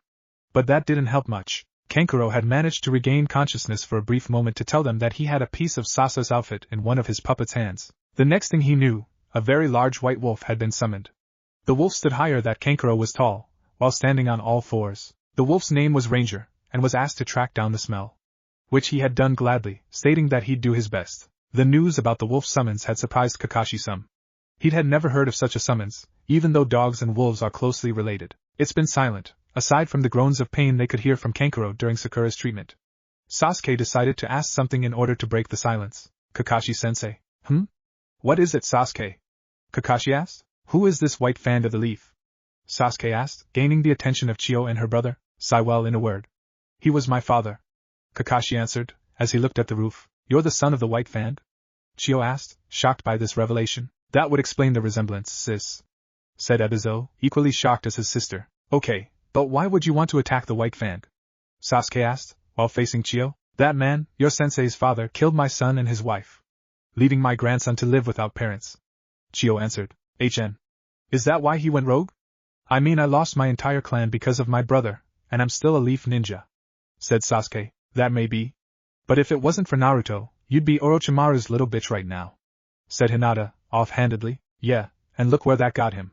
He ended up running from the Leaf Village, and is one of the most wanted men in the world, said Sasuke with a smirk. And during that time, he's done more than your narrow mind could ever dream of, Hinata remarked, with a smirk of her own. Alright, that's enough. Hinata, please don't egg Sasuke on. And Sasuke, don't forget that it's because of Naruto that you weren't executed by your attempt to go rogue, and it's the elder's irrational fear that led to Naruto's current circumstances. Besides, we need to focus on this mission. Not going at each other's egos or throats, Kakashi ordered. Yes, sensei. Both Sasuke and Hinata replied, simultaneously. This Naruto you're speaking of, is he by chance Naruto Uzumaki? The son of the fourth Hokage, and new Yellow Flash? Chio asked. Yes, he is, Elder Chio. The one and the same. He's also like your Kazekage Gaara, a Jinchuriki, but of the nine-tailed fox. Hinata answered, respectfully. Although she didn't know the woman, she knew she had some skill. Skill that has earned respect on the battlefield. I see. He wouldn't have been treated like that here in the Sand Village, Chio began, before Hinata interrupted. You may be right, Elder Chio. But seeing how Gaara was when I had first seen him, I believe Naruto would have been treated even worse. Naruto and Gaara are both children of their villages, or former villages, Kage, and both were treated like they were the tailed beasts sealed inside them, and not like the humans they are. I'm sure you meant because his mastery of the flying Raijin Jutsu, but that's just so anyone can use him as a tool. Just like Jinchuriki are normally used. Sorry, but I doubt he'd consider being part of the hidden sand village. Hinata explained, keeping her composure while emphasizing some key words. Chio became irritated with Hinata's statement. But she couldn't argue that Hinata was right with what she said. She also noticed that she seemed defensive when it came to this Naruto child. She's quite defensive when it comes to the fourth Hokage's child. What kind of connection does she have with him? Chio wondered. Phew. Alright, Kankuro's out of danger for the moment. I just need these herbs, in order to make an antidote. Their thought/conversation was interrupted by Sakura, who was talking with the nearby medics. About an hour later, Sakura had managed to make 3 doses of antidotes. She had just given Kankuro one, so she had 2 left, which she stored in her medical supply pouch. Kakashi and the others walked up to them. Good job, Sakura. Now we just need to wait until word of the Akatsuki's whereabouts are. I've also sent Pakken out just in case, said Kakashi. Right. So, I guess we just wait until Pakken returns then? Hinata asked. Exactly. Kakashi answered. Chio then walked up to Sakura. You remind me an awful lot like that slug Princess Tsunade, stated Chio. Well, that's because Lady Tsunade is my master, Sakura replied, with a smile on her face. The answer gave Chio a slight shock. She hadn't expected the Leaf Village would send someone this skilled, let alone Tsunade's apprentice. She expected them to send a standard medically skilled ninja for appearance's sake. Yo! Kakashi, said a new voice. They all turned to the source of that voice. They saw Pakken along with a very large white wolf. Pakken, you're back already? Kakashi asked. Yeah, I followed the scent from that piece of cloth Kankuro managed to obtain, and I ran into Ranger here. He told me where the Akatsuki hideout was. The Whirlpool ninja are about 5 hours from that location by now. Pakken answered, as the wolf known as Ranger just nodded. Hinata walked up to Ranger and petted his head. Ranger was about a foot taller than Hinata, but he lowered his head to allow Hinata to pet him. It's good to see you again, Ranger. It's good to see you too, Lady Hinata. Ranger replied. Hinata? Said Sakura, getting Hinata's and Ranger's attention. Hinata and Ranger noticed the curious glances on everyone's faces. What? They asked. Hinata. I'm aware that you've been to the hidden whirlpool before, but how exactly do you know that summons? Kakashi asked. He's Hakuyuki's Arctic Wolf summons. I'm sure you've met Haku before, right? Hinata answered, following up with a question of her own. You mean that ice-style user? Sasuke asked. Ice-style? You mean the Kekii Genkai from the Land of Water? Chio asked. Yes to both questions. Haku is part of the hidden whirlpool. He's one of their top ninja, and is highly respected there. Hinata replied. Normally she would withhold this info, but she believed that the alliance meetings would work out, and that Naruto wouldn't mind her saying all this, so long she didn't tell them anything about the whirlpool's leader, or their secrets and security measures. I've heard that the hidden whirlpool has an ice-style user, but I wasn't sure if it was Haku or not, said Kakashi. So, that's even more reason to believe that Naruto is in the hidden whirlpool. But I guess he's part of that village. Isn't he, Hinata? Asked Sasuke. Hard to say. Last few times I was there, he wasn't. So, it's unlikely. Besides, we're here to concentrate on the mission, not asking about Naruto's whereabouts. Hinata replied, trying not to lose her patience with Sasuke. Finding Naruto's whereabouts are still an active assignment. He is in our village's bingo book after all, said Sasuke, knowing that Hinata is becoming impatient, even though she's trying not to show it. That's enough. Pakken, go to the Leaf Village and request some backup. Better safe than sorry, said Kakashi, getting a nod from Pakken. Once Pakken left, Kakashi turned to Ranger. Ranger, do you mind taking us to the hideout? Kakashi asked. That's what I'm here for. The faster I'm out of here, the better. I don't like the heat very much. Anyway, I'll meet you at the gate in an hour. I'm sure you guys need some time to prepare. Ranger replied, as he started walking away. Thank you. Alright, be ready to move out again in 1 hour. Kakashi ordered. Later that day, Team Kakashi and Elder Chio had just left the village, following closely behind the Arctic Wolf summons, Ranger. Temari had wanted to come along, but she was given a mission to guard Strategic Point by the Land of Wind's border. So, Chio had decided to offer her assistance. The only reason she gave is that she wanted to see her dear old grandson. Though everyone knew she really meant to take him out, rather than to reminisce, Hinata was the only one who had a slight difference in her attire. She now wore an ANBU-style vest on top of her tank top. The group had been traveling for hours now. Every now and then, Ranger would sniff the air to make sure no enemies were nearby, waiting to ambush them. Everything has been going smoothly. Haku and his comrade are about a half a mile from our position, said Ranger, informing Team Kakashi and Chio of what's ahead. Right. Thank you, Ranger. Kakashi replied. No problem. It hardly took any time at all for them to meet up with Haku and another woman. The woman had long midnight blue hair, and like Haku, wore the hidden whirlpool attire with the whirlpool headband. It's been a while. Hasn't it, Kakashi? Said Haku with a bow. With a short nod, Kakashi replied. Indeed it has, Haku. How's it been? Who is this woman? And did you accomplish Zabuza's goal? Good. This is Hikari. And yes, I did. But afterwards I no longer had a purpose in life. That is until Naruto found me, and brought me to the hidden whirlpool. I've been a part of the village ever since. Haku answered, as he straightened up. How long after your success did Naruto find you? Sasuke asked. Questions will have to wait.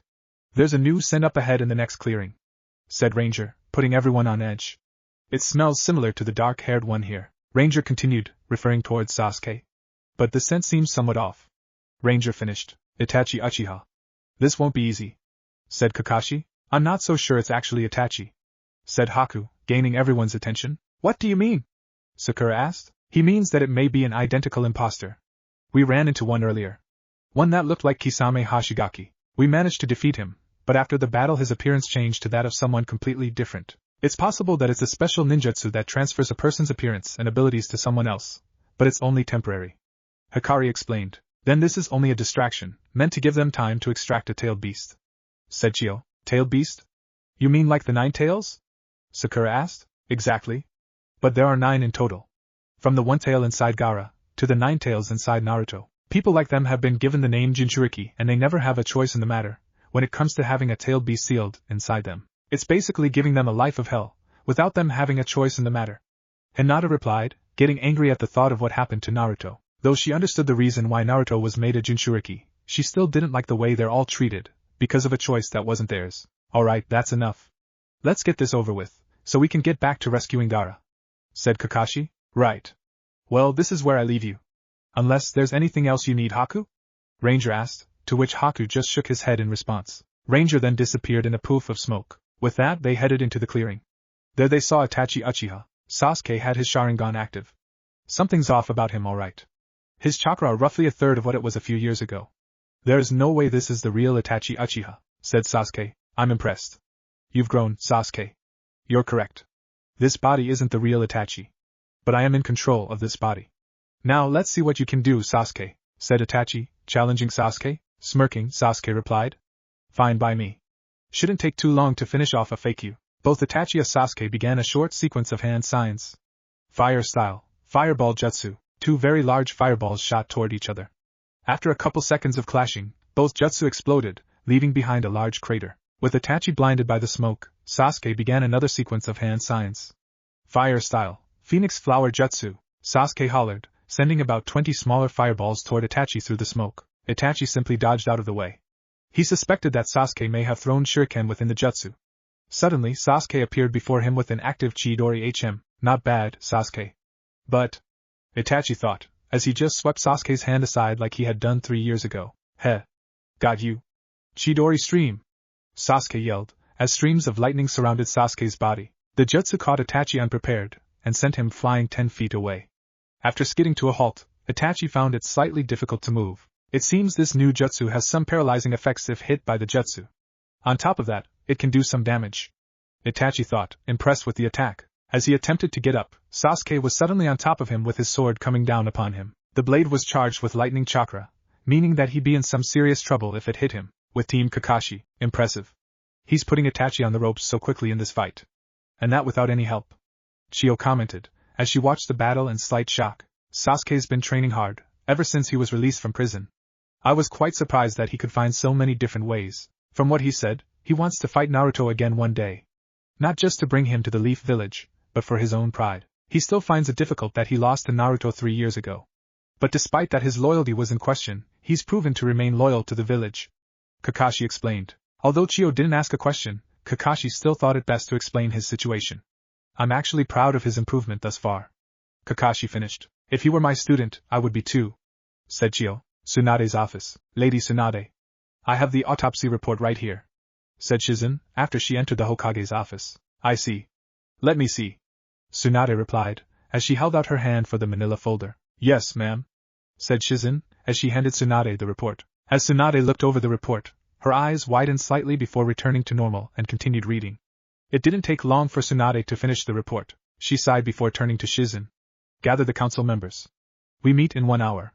Tsunade ordered. Yes, Lady Tsunade. Shizen replied, just before she went to follow her orders. Sasuke vs Itachi. Sasuke's sword struck Itachi in the heart, surprising Kakashi and the others. But suddenly Itachi exploded into a flock of crows. The crows flew around, until they merged together to form Itachi again. Not bad, Sasuke. I wasn't expecting a variation of the Chidori, said Itachi, with an unnoticeable smile on his face. But you'll have to do better than that. Spectators, as exciting as this is, we don't have time to waste. We need to finish this now, said Haku. You're right. Hinata, care to finish this? Hikari asked. My pleasure. Hinata replied, as she began weaving hand signs. Ninja art, needle saban, she said quietly so as not to attract Itachi's attention. The jutsu caused her hair to raise into the air and then harden. Then steel-like hair fired from Hinata's hair, shooting at a high speed toward Itachi. Sasuke vs Itachi. Sasuke was just about to attack again, but he then noticed something flying toward Itachi. Itachi was caught off guard as the hairy saban pierced directly through him. Blood came pooling out of Itachi's mouth as he fell to the ground. Sasuke turned toward Hinata, since she still had her hands up from weaving hand signs. What the hell? This was my fight. Sasuke yelled. You're forgetting the point of this mission. This fight was to waste our time, and cause us to fail our mission. Besides, he wasn't even the real Itachi. We don't have any time to waste. Hinata replied, as calm as she could be. TSK, was all Sasuke responded with. He knew she had a point. He turned toward Itachi, only to see the corpse of a completely different man who had the same injuries that Hinata had given him. Gasped Atsura. He's in charge of our village's security, said Chio in surprise. Seems the Akatsuki has spies in the most inconvenient places for us.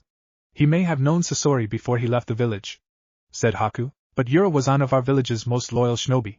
It's hard to believe that he betrayed the village. Chio replied. That may be, but it doesn't change the fact that he was a spy. Hikari stated. You may be right. I'll need to send word of this to the hidden sand village. Chio then summoned a toy bird and attached a message to it, and then sent the toy bird on its way. Valley in the land of rivers. Team Guy had just arrived in the valley, with the entrance of the hideout right in front of them. So, this is the enemy's hideout then? Niji asked. It sure seems like it. And by the looks of things, we'll have to get past this barrier first. But we need to find out what kind of barrier it is, said Guy. It looks like a 5-seal barrier, said Kakashi, as he and his team landed on the water behind Team Guy. Ah. My eternal rival, Kakashi. It's about time you show up. We've had quite a while to rest up and think of a way inside this barrier, said Guy, with his sparkling white smile. You say something, Guy? Kakashi replied. Why do you have to act so cool? Guy yelled. Anyway, there are 5 tags in total. It'll normally take some time to find them, but since we have 2 wielders of the Byakugan, that shouldn't be a problem, said Kakashi, ignoring Guy's outburst. 2? Guy asked, as he looked around. As he looked at the current members of Team Kakashi, he noticed 4 new faces. One was an old lady, another with dark hair and brown eyes, a woman with midnight blue hair and hazel brown eyes, and finally a young teenage girl with midnight blue hair and the white eyes of the Hyuga clan. Lady Hinata? Is that you? Niji asked, hardly believing his eyes. It's good to see you again, Niji. Hinata replied, giving him a big hug. You've grown, Niji, said Hikari, as she walked a little closer. Once Niji and Hinata separated, Niji took a look at Hikari. He could see the similarities between her and Hinata. Suddenly he realized who this woman really was. Lady Hikari? It can't be. You're supposed to be dead. Lady Hikari? Team Kakashi, with Chio and Team Guy asked. It's a long story, Niji. Hinata will tell you later, said Hikari. You're Hikari Hyuga, aren't you? I thought you looked familiar. Kakashi asked. Turning to Kakashi, Hikari replied with a smile. Hee. You got me, Kakashi. You're just as observant as you were back then. Hyuga? A rogue? Sasuke asked. Oh no. Kia. But like I said, it's a long story. And once the Whirlpool's alliance is made with the Leaf and Sand villages, I won't have to worry about consequences of my disappearance. But I will tell you that the story is because of Danzo.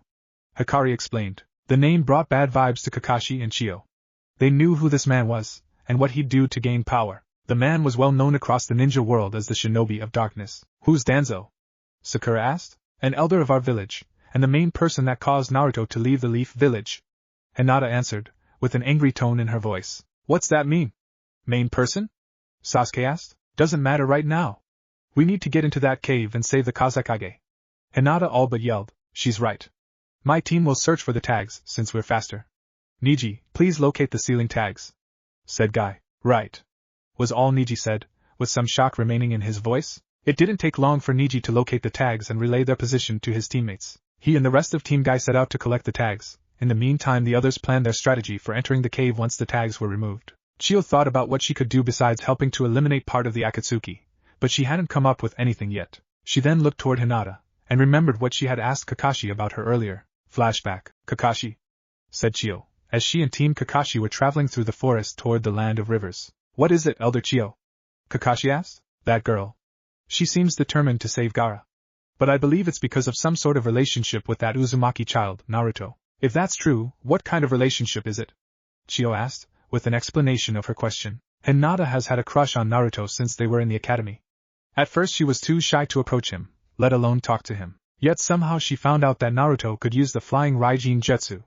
From what I hear, she was curious as to what and how Naruto obtained such a jutsu. Eventually, she gathered the courage to ask him. He answered on the condition that she'd continue to keep it a secret from everyone. Kakashi began, seeing the occasional nod from Chio. Kakashi then continued his story.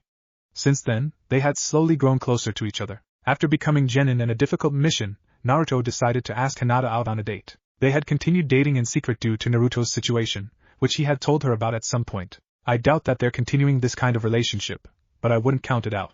At this point, she dislikes anyone who treats people like Naruto or Gaara. She may not personal feeling toward Gaara or that sand village, but Naruto understands Gaara's pain. And her life hasn't been easy either, but that's a story for another time. The point is that, since Naruto isn't here to save Gaara, she decided to take his place. I see. Chio replied. She then went into how she believed everything she's done in her life was a mistake. Kakashi assured her that she still had plenty of time to try and make things right, by implying that she was still young. They both knew it wasn't really true, but that he was just being polite. Perhaps there is something I still can do, Chio thought. Flashback and council chambers. Tsunade and the council were now seated, and there was some chatter going on the civilian side. Tsunade decided to get the meeting started, and signaled for silence. Once the room was quiet, Tsunade began. The autopsy is finished, and there weren't any hidden traps. That's a relief, stated one of the civilian council members, earning nods of agreement from the other members, except Danzo. Yes. But there was a preservation seal on each of the heads, in order to keep their head looking fresh. So, for all we know, they could have been killed a year ago, and we wouldn't be any the wiser, said Tsunade. Must be a seal from the Uzumaki. They're the only ones in the hidden whirlpool that uses advanced sealing jutsu, said Shikaka Nara, earning agreeing gestures from the shinobi and curious looks from the civilians. That's what it seems to be. However, the heads do in fact belong to Orochimaru, Kabuto, Yakushi and Mizuki. Kabuto and Mizuki don't really have a bounty on their head, but Orochimaru does. So, we are going to pay the reward for Orochimaru's death and remains to the hidden whirlpool, said Tsunade, seeing the disapproving looks from Danzo and the civilian council. How can that be? How can someone from such a small village be strong enough to defeat Orochimaru? Or even who can defeat Orochimaru? Yelled a middle-aged woman. How or who isn't important. What is important is the fact that someone did defeat him. So, the hidden whirlpool will receive 50 million real for their accomplishment. That's final, Tsunade said firmly, as she saw that someone was about to argue. Continuing, Tsunade said. Now, about the alliance situation. Where do you all stand on it? It was Hayashi Hyuga who stood up first to give his opinion, to the disappointment of one of the civilian council members who wanted to speak up. I for one believe it would be a good idea. We were already aliened with them once before. Therefore, I don't see an issue in this alliance. I do, said the councilman who was now standing and who wanted to speak up first. There is a war going on between their village and the Hidden Stone. If we alien ourselves with them, we'll be drawn into a war that doesn't concern us. Many of our friends and families are within the shinobi ranks. There's a good chance they'll die. I for one don't want to send my son into battle and die for such a small nation, the man yelled, earning a couple nods of agreement from his peers, but looks of disappointment from the shinobi council and even most of his peers from the civilian council. Your son is already risking his life just being in the ninja ranks. Ninja die even in a time of peace. That is something all ninja must accept. And it's not you who's sending him to fight, it's the Hokage. You have no say in the matter. Second, there is no guarantee that the war will continue once the alliance is made, because the Hidden Stone must send troops clear across the entire continent, in order to even come close to the Hidden Whirlpool. Sending that number of their shinobi already leaves their village in a vulnerable situation. And third, this alliance is sure to bring in the Hidden Sand Village as well. I'm sure even you can do the math, Hayashi explained, getting nonverbal agreements from everyone. No one could actually argue with that logic. Moments of silence went by, when Tsunade decided to break the silence. Does anyone else have anything to say? Tsunade asked. When she didn't receive an answer, she continued, for the record, and for those who aren't aware of this, the Uzumaki and Senju clans are cousin clans.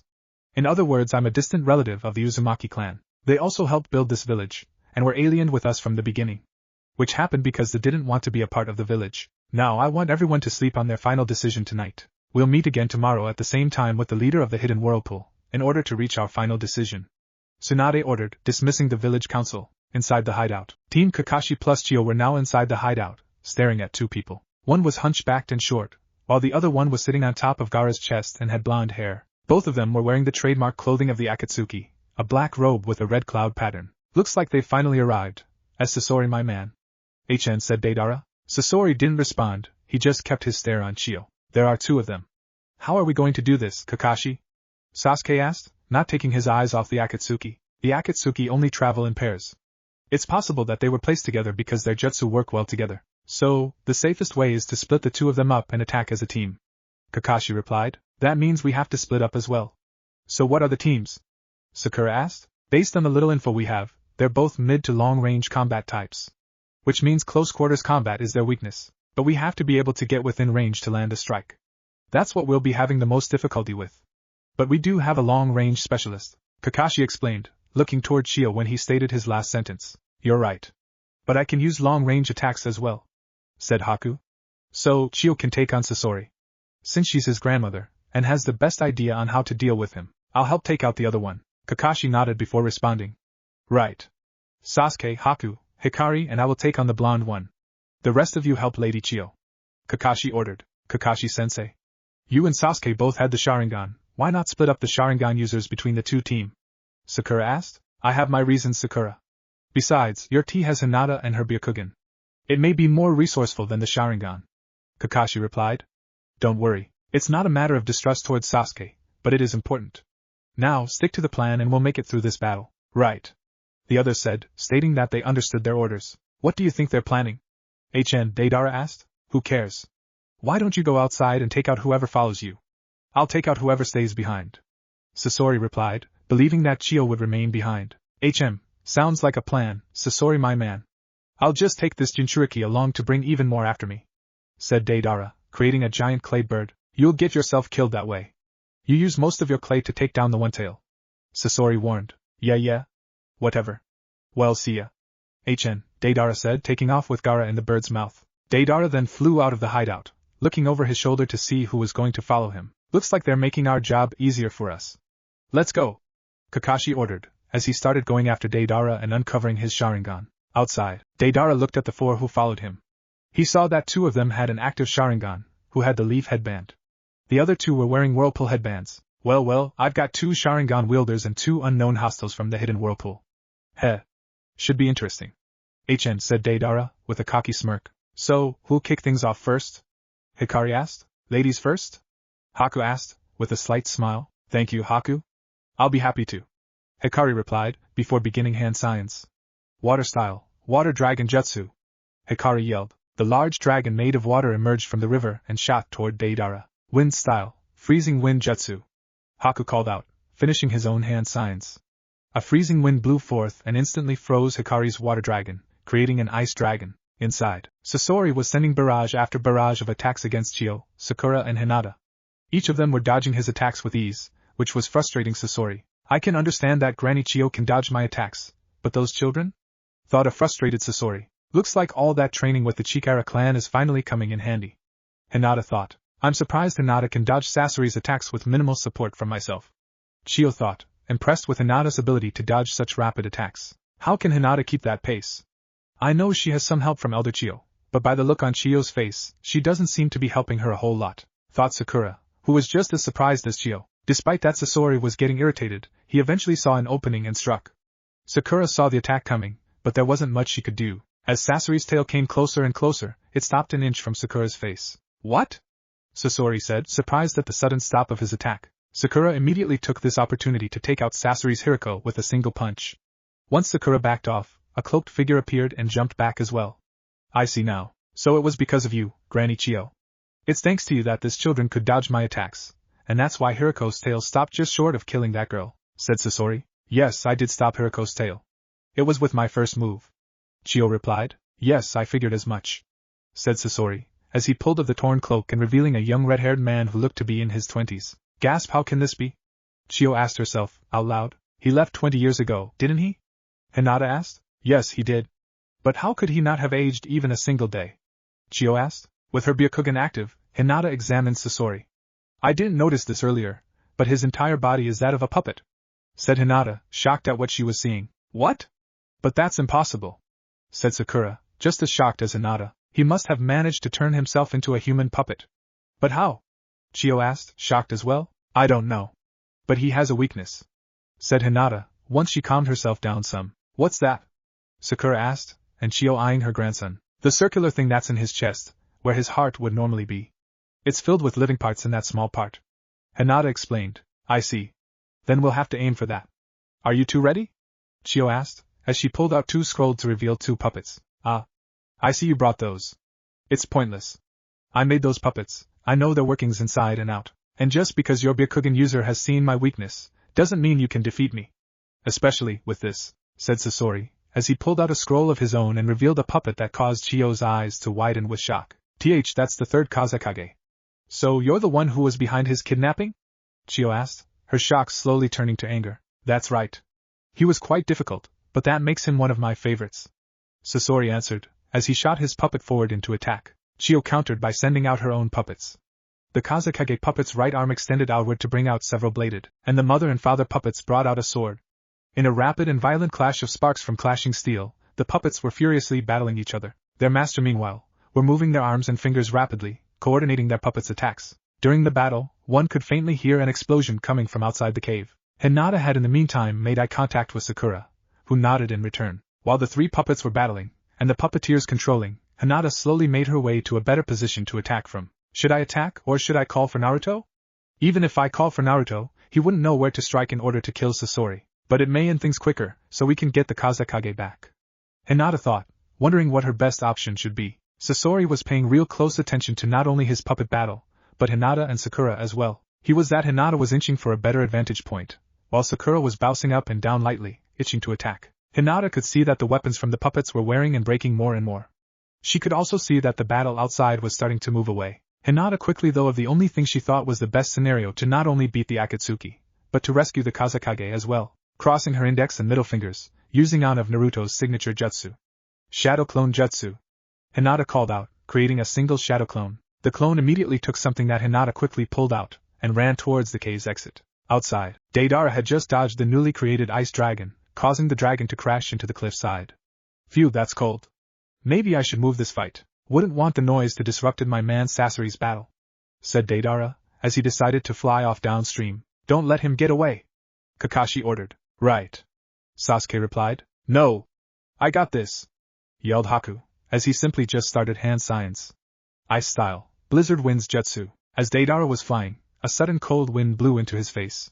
He could feel the cold wind affecting the rest of his body. His toes quickly felt numb. His giant clay bird now had difficulty flying, as it was now going against the wind. Looking up, he noticed that the sky had turned gray, and it had started to snow. The snow started to heavier and faster. What's up with this snowstorm? And why is it only around this area? Deidara asked/yelled toward himself. Looking around, he noticed that the male Whirlpool ninja had his hands up in a hand sign. So that's it. Alright, I got something for you, said Deidara, pulling out some of his remaining clay. Deidara had some difficulty molding the clay, as the cold had hardened the clay. He had managed to form a couple small birds, and threw them as hard as he could into the wind. The wind took up the clay birds, and sent them hurling toward Haku and the others. Sasuke saw this, and quickly reacted. Everyone move! Sasuke yelled. Everyone quickly jumped away, barely managing to avoid the explosions that came shortly after. Haku and Hikari landed on one side of the ravine, and Kakashi and Sasuke landed on the other. Haku, however, still held the hand sign for his jutsu. Haku! Hinata yelled, as she came up to them. Hinata. What is it? Kakashi asked. I'm just a shadow clone. The real me has an idea to end this whole thing quickly. But I need Haku to release his jutsu, said Hinata's clone. Right, said Haku, already having an idea of what the plan was. Releasing the jutsu. Before anyone could object, Haku's suspicion was confirmed when Hinata quickly pulled out a tri-pronged kunai and hurled it into the sudden calm wind. Deidara noticed the young midnight blue-haired girl run up to the group. He saw that she had said something that had sent a little shock her leaf comrades. He felt that the wind had suddenly dropped to nearly nothing, which confused him. At least until he saw the girl throw a weird shaped kunai towards his head. He easily dodged the kunai, smirking as it flew by. The last thing he was before everything went dark was a flash of orange metal in the corner of his eye. Somewhere in the land of fire, Natsu Chikara and Yusaku Kudo were walking with the leader of the hidden whirlpool. Naruto was in his hero Uzumaki transformation, except instead of the brown hair he used when he and Hinata first started dating, he had bright red spiky hair. They were about a day's journey from the Hidden Leaf Village. Natsu and Yusaku were eyeing their surroundings, making sure no assassins were in the area. Naruto wore a white robe with orange flames, with every other flame forming into an Uzumaki swirl. He also wore black ninja sandals and an ocean blue flak jacket under his robe. Around his neck was the Uzumaki clan pendant, and finally, on his back was a katana with a red sheath and an ocean blue handle. Said Naruto/Hiro, bringing his head up. What is it, Lord Uzumaki? Yusaku asked, glancing back at Naruto. Hinata gave her shadow clone my kunai. Can you make sure no one is around, Yusaku? Hiro/Naruto answered/asked. Of course. Yusaku replied, weaving hand signs for a sensory-type jutsu. After a few moments, Yusaku informed Naruto of the jutsu's results. The area is clear, Lord Uzumaki. Just a few animals. No or abnormalities for at least a mile. Good. I'm about to go, I'll be back soon. Said Naruto/Hiro. Naruto then waited a moment before vanishing in flash of orange. Kakashi and company. Naruto/Hiro appeared behind Deidara in an orange flash. Once he saw the robes, he instantly drew his sword and slashed through Deidara's neck. Kakashi and Sasuke were surprised by the appearance of an unknown ninja, suddenly flashing in and slicing through the Akatsuki member's neck. Without Deidara, the clade bird started denting. The closer it fell to the river, the stranger jumped off the clade bird and on to the water surface. He then started walking up to Kakashi and the others. Who are you? Sasuke asked. Lord Uzumaki. Said Haku as he bowed. Nice to see you, Lord Uzumaki. Said Hikari, bowing as well. Nice to see you guys too. And you don't need to be so formal. Hiro replied, before he looked over towards Kakashi. Nice to meet you, Lord Uzumaki. I'm Kakashi Hatake, the copy ninja, and this is Sasuke Uchiha. Kakashi greeted with a low bow. Hiro attempted to keep a straight face, but he failed miserably as he busted out laughing. Ha ha ha. I know who you two are, Kakashi-sensei, said Hiro, just before he released his transformation. Now instead of a redhead a foot taller than Sasuke, stood Naruto, who stood at the same height. Naruto? Kakashi asked, not believing his eyes. What the hell, Naruto? Sasuke yelled. That's Lord Uzumaki to you. Uchiha, stated Hikari. Lord Uzumaki, my ass. He's wanted by the Hidden Leaf Village. Sasuke began, before he was interrupted. He's also the leader of the Hidden Whirlpool Village. You'd do well to show him respect. Especially after he kicked you ass 2.5 years ago. Hinata yelled. Everyone calm down. Sasuke's got a point, but he can't do anything because of diplomatized reasons. Said Haku, stopping Sasuke from saying anything further for the moment. Sai Naruto, if it's possible, can explain later. But we still have a mission to accomplish. Said Kakashi. Oh yeah. Hey, why did Hinata create you and then have it throw my kunai? Naruto asked, looking towards the clone. Long story short. Akatsuki kidnapped Gaara, because of the one tail. Elder Chio, Sakura and myself are battling Sasori of the Red Sand. We could use the help, and Gaara was inside that clay bird's mouth. Hinata finished. What? That should have been the first thing you said. Shadow clone jutsu. Naruto yelled, creating 4 clones who went after the clay bird, which was currently flowing downstream. Sorry. Said Hinata, with her head downcast. It's alright, Hinata. Anyway, what's the whole deal with this Red Sand guy? Naruto asked, giving Hinata a quick and comforting hug. He's Elder Chio's grandson. A puppet master. Said Kakashi. Not just that. He's turned himself and the 3rd Kazekage into human puppets. He has a weakness though. There's some living part compacted into a cylindrical container type things, where his heart would be. Said Hinata, as she and Naruto parted. Human puppet? Naruto asked, receiving a nod from Hinata. Weird. Said Naruto. I agree. But we need to hurry up. Said Hinata. Alright. Disperse, and have Hinata throw my kunai. Naruto ordered, earning a nod of acknowledgement. Hinata then dispersed of a poof of smoke. Well, I'll meet you guys back at wherever this Sasori guy is. Said Naruto. After this, will you be able to explain things? Kakashi asked. No. Not this time around at least. I'll need to get back to Natsu and Yusaku, as soon as possible. So once Sasori is taken care of, I'm gone. Have to make it to the Leaf Village after all. Naruto explained. I see. Said Kakashi. Gotta go. See you later. Said Naruto, just before he vanished in an orange flash. Once he was gone, Sasuke spoke up. Orange? I thought the jutsu caused the yellow flash. I was wondering about that myself. At first I thought it was the light, but I guess that's not the case. I'm sure we'll find out, eventually. Kakashi replied. Cave. The clash of blades have ceased between the blade-wielding puppets. The blades were all destroyed, you could barely even call them scrap metal. The puppets were forced to discard their blades. Sasori then revealed that Kazekage could still use his iron sand, despite being a puppet. He then continued his assault against his opponents. Chio had helped Sakura dodge the attacks, while Hinata did her best to dodge or used her defensive ninjutsu to repel the ones she couldn't dodge. Seeing that this wasn't going anywhere anytime soon, Sasori formed the iron sand into pyramid and rectangular prism. He launched them multiple times towards Hinata and Sakura. Seeing that he had managed to disable Chiyo's puppet arm with the iron sand, Sakura had quickly managed to pick up on a little of Sasori's attack pattern, and began going on the attack. She had easily managed to punch and kick the iron sand into the cave walls, and causing the roof to collapse. Getting tired of this, Sasori quickly changed tactics. He brought the iron sand high into the air, nearly to where the roof was previously. While the sand was up in the air, Hinata took her chance to finish this. She quickly pulled out another kunai and threw it at Sasori. Sasori saw the kunai coming toward his head. He needed to keep his puppet in place in order to properly focus on his next attack, so he simply tilted his head in order to dodge it.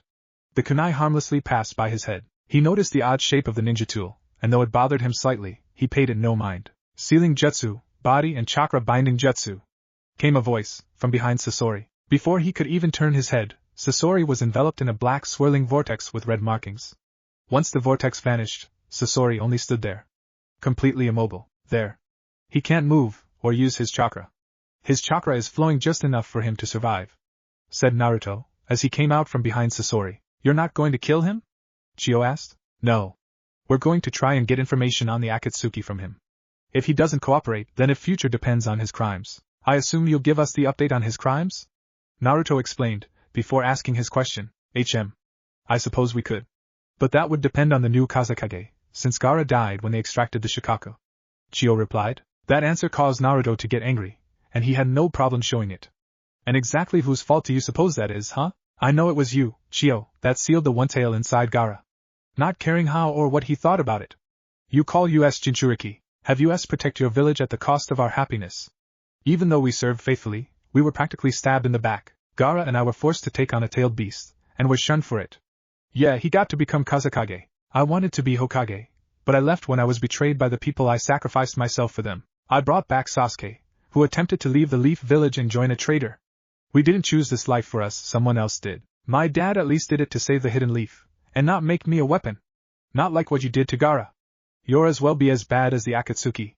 Naruto yelled. Chapter 3, Negotiations End. Naruto had reappeared behind Natsu and Yusaku with an orange flash, while in his hero transformation. Welcome back, Lord Uzumaki. Needed an emergency makeout session? Natsu asked, teasing Naruto. With a slight blush, Naruto answered. No. The Akatsuki have started moving. I just helped with rescuing the Kazekage. I killed one, and captured another. I see. Hope you had more fun than we did, said Natsu. So, nothing happened? Naruto/Hiro asked. Just some members of the Foundation again. Seems Danzo doesn't know when to quit. Yusaku informed, holding up a scroll. Bodies? Hiro asked. Yep. Before the seals could activate, and leave nothing behind. Natsu reported. Good. Gives us more leverage against the Leaf Council, should they try anything. Anyone else? Hiro asked. Just a couple hidden stone assassins. They struck just before Danzo's men did. Natsu replied. Relentless, aren't they? Hiro asked. What do you expect? It's war, said Yusaku. Yeah, but after a year you'd think they'd stop. They've been getting their ass hooped, and they barely put a dent in our forces. Hiro explained. Well, they're just like what their village is named after. They're stubborn like stones. Hee hee, said Yusaku, making a small joke. Naruto and Natsu just laughed in response. Think it was a little funny. They went on for a while in silence, until Natsu decided to ask something. So, what went on with the Kazekage? Did he make it? At first, no.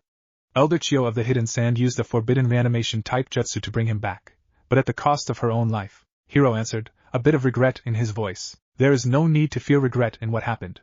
Elder Chiyo made her choice, for whatever reason she had. She died the way she wanted, the way she thought was best for the Hidden Sand, said Natsu, in an attempt to help his leader. Pfft, best for the Hidden Sand? Last time, that meant making an unborn child into a Jinchuriki, effectively ruining his life. Hiro countered. That may be, but this time it was the right thing to do. If the change in leadership changes too often, then that could upset the balance between the hidden villages. Hell, it could even bring a warlord into power. And that's possibly the worst case scenario. Yusaku explained. Sai, you guys might be right. But still, I kind of feel like I forced her to do that. Hiro replied. Unless you held a kunai to her throat, I doubt you forced her to do anything. Besides, you should be more worried about the negotiations coming up. The Hokage and Shinobi Council are most likely all for this alliance, but the Civilian Council is a different story, said Natsu. Yeah, you're right. Let's go show them that those civilians are in way over their heads. Hiro replied, after a moment of silence. So, how's Hinata doing? Yusaku asked, changing the topic. She's doing great. Her abilities were tested a few days ago, and she took out all of her teammates, and sensei, in a battle royal. Hiro replied, with a large smile on his face. Heh. Couldn't have been easy for her, but she should be proud of herself for her accomplishment. Said Natsu, with a smile on his face as well. Yeah, she should. She deserves it. Said Hiro. Hidden Leaf Gates, next day. Halt. Please state your business here. Said Kotetsu, as he saw the 3 Whirlpool ninja entering the village gates. Coming up to the gate, it was Natsu who spoke. We are here for the negotiations between our 2 villages. Said Natsu, who handed them their passports. Kotetsu didn't respond as he went through their passports. He was matching the photos with their respective faces, as well as checking their authenticity. Finding no problems, Kotetsu returned their passports. Welcome to the Hidden Leaf Village. I hope your stay here will be to your liking, Lord Uzumaki, Lord Chikara and Lord Kudo. Said Kotetsu, as he bowed to show his respect. Thank you? I'm sure it will. It will be even better should our negotiations with the leaf comes out favorably. Hiro replied, before he and his companions followed after him. Hiro and company were silently walking through the village. As they walked, they noticed the stares from the villagers. Some of them smiled, others held curiosity or suspicion, but none of them held malice, which was a plus. The children waved to them, which made it even more so. Despite this, however, Yusaku helped up his sensory jutsu in order to detect any threats. He felt multiple enbu around them, but none of them gave off any threatening signs. Eventually, they made it to the Hokage's tower. They could see some civilians and ninja walking inside the tower. They recognized the clan heads as the shinobi that entered, and knew that they were the shinobi council. Which meant the civilians walking in were the civilian council. Looks like we got to see them, before they saw us. Good. I like it better that way. Said Natsu. Same here. I recognize some of them, made my life difficult at times. Said Naruto, hardly even moving his lips. Even so, Natsu and Yusaku heard him clearly. Naruto had managed to teach himself how to speak with being able to keep his lips still, and although there was some movements that couldn't be completely stopped, it still made it impossible to read his lips. Well, let's make them sweat a bit. Shall we? Yusaku asked, with a sly smile on his face. The same smile spread on Hiro and Natsu's faces, as Hiro replied with his motionless mouth. Yeah, let's do that. Let's go, Hiro said, as the last of the civilian council entered the tower. But before they went to the council chamber, they would have to inform the Hokage in her office, or they would have, if an ANBU hadn't landed in front of them. Welcome, Lord Uzumaki. Lady Hokage has already been informed of your arrival. Please make your way to the council chamber. Said the ANBU. Very well. Thank you. Hiro replied. Council chamber. It had only been a minute since Tsunade entered the room, and already she was getting a headache. Silence! She yelled, and almost immediately those who were talking stopped. The Hidden Whirlpool's leader and his escorts have arrived. Said Tsunade, as she nodded toward the ANBU guarding the door. The ANBU then followed the silent order and opened the door to allow the Whirlpool ninja inside the room. The 3 entered the room, to a surprisingly silent council chamber. Once the door closed, the noise seemed to come back to life. The civilian council were murmuring to themselves about them. It was difficult to make out, but it seemed there was dislike and suspicion in their voices. It was Shikaku Nara who was the first to stand and speak out loud. Welcome to the Hidden Leaf Village. I hope your trip went smoothly, considering your village's situation. Thank you, Lord Nara. Aside from yesterday, the trip went well. Hiro replied. Hidden stone assassins? Here, in the land of fire? Yelled one of the civilian councilmen. The man was a ways overweight, and balding. He had a goatee and was dressed in some fancy clothes that looked like he couldn't afford on a merchant's salary. Not just hidden stone, but hidden leaf as well. Said Yusaku, causing an uproar in the room. How dare you accuse us of sending assassins? Yelled the merchantman. What proof do you have of this? Yelled Danzo, putting up a facade. Since he knew they couldn't prove their claim. You want an alliance with us, yet you accuse us of such a thing? Yelled Koharu. Silence! Yelled Tsunade, bringing everyone to quiet down. Now. Lord Tsunade began, before she realized that the Hidden Whirlpool's leader hadn't introduced his escorts. Yusaku Kudo, ma'am. Said Yusaku. And I'm Natsu Chikara. Said Natsu. Both of their names brought up a new set of murmuring among the civilian council. Even the shinobi council were surprised to hear their names. Lord Kudo. That is a serious claim. Can you prove this? Asked Tsunade. Yes, they can. Hiro answered, with such confidence in his voice that it even made Danzo nervous. We're aware that ANBU have a seal on them that allows their body to disintegrate after they've been killed. We have a counter seal to that seal. That's impossible.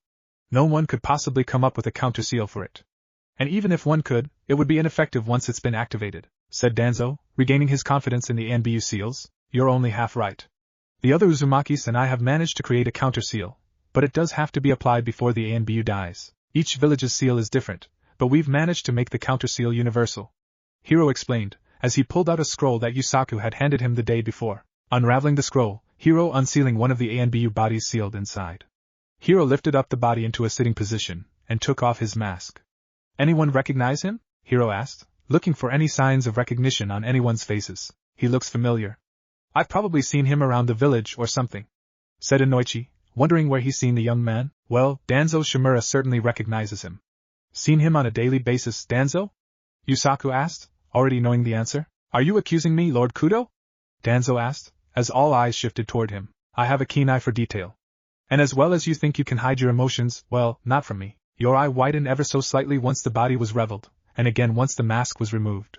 Your breathing has quickened as well. These may seem insignificant, but I'm sure the seal on their tongues is only something you place on your root A and B from your foundation.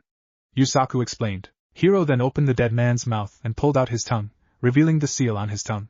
Looky here. A seal that prevents him from speaking, when questioned, said Hiro, just as he turned toward Danzo.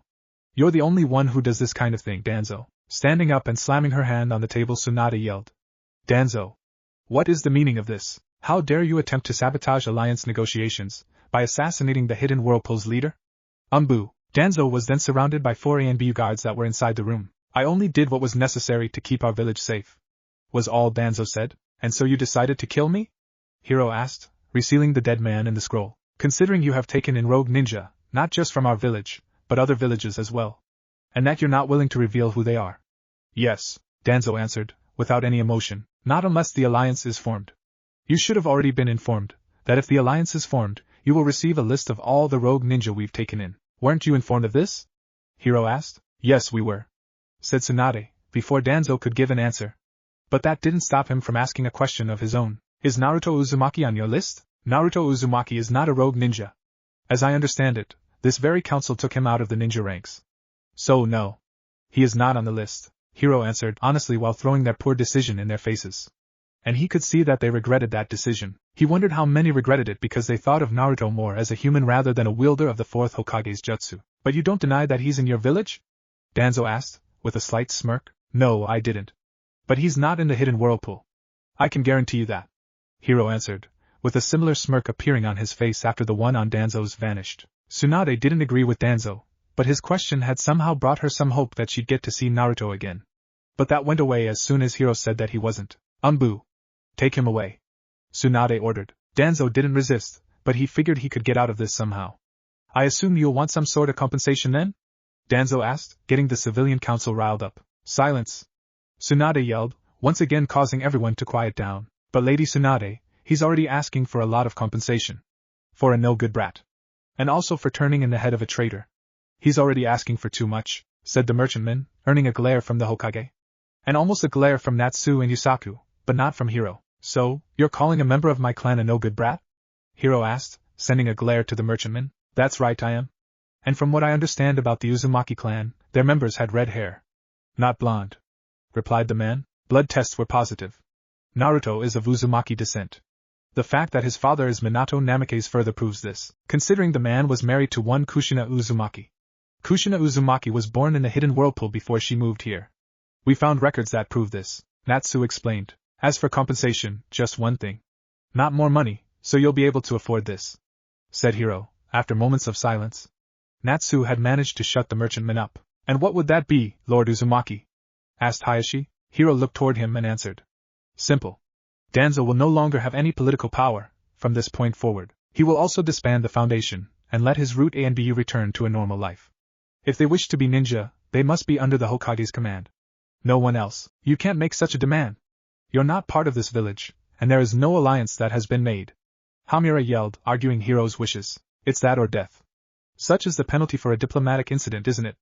Even if it was just an attempt, it still requires a severe punishment. Your choice. Danzo's loss in politics and command of ninja, or his death.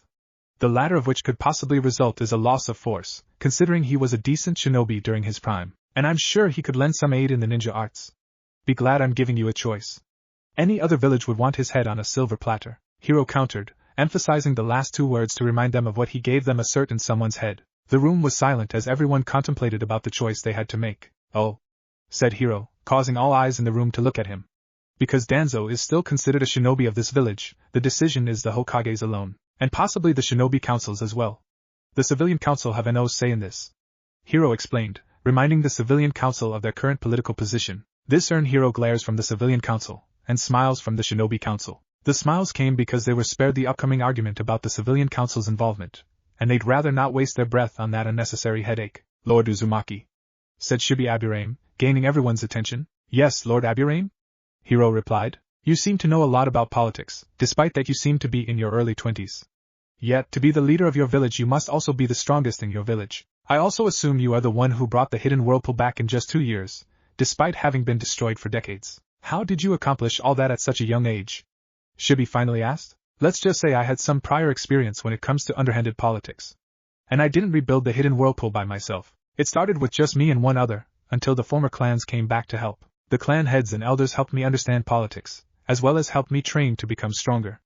Anyway, shouldn't a decision be made about Danzo? Hiro asked, after a vague explanation. Lord Uzumaki is right.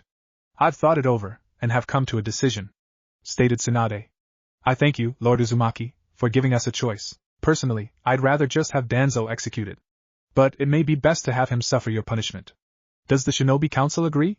Tsunade asked. I agree, said Shikaku. I do as well, said Choza. As do I, stated Inoichi. Hayashi and Shibi simply nodded their agreement. Lady Tsunade, you can't be serious. That child shouldn't have any say in Danzo's punishment, said Koharu, trying to spare Danzo's position. I believe you're forgetting Danzo's crime. Even the attempt on a ninja village leader's life is severely punishable. Tsunade half yelled. It's alright, Lady Tsunade, said Hiro, earning shocked looks from everyone. If the elders want Danzo dead, that's up to them. I only gave an alternative Danzo's situation, but it seems that your village's elders preferred to follow the law and have Danzo executed. And as the almost victim, I'd be more than happy to perform the deed myself. Hiro finished, with a sadistic smile. The elders looked shocked. It had slipped their mind that the law's punishment for the crime Danzo had committed was death, and they just sent Danzo to death, despite the alternative they were given. Well, the decision must be unanimous.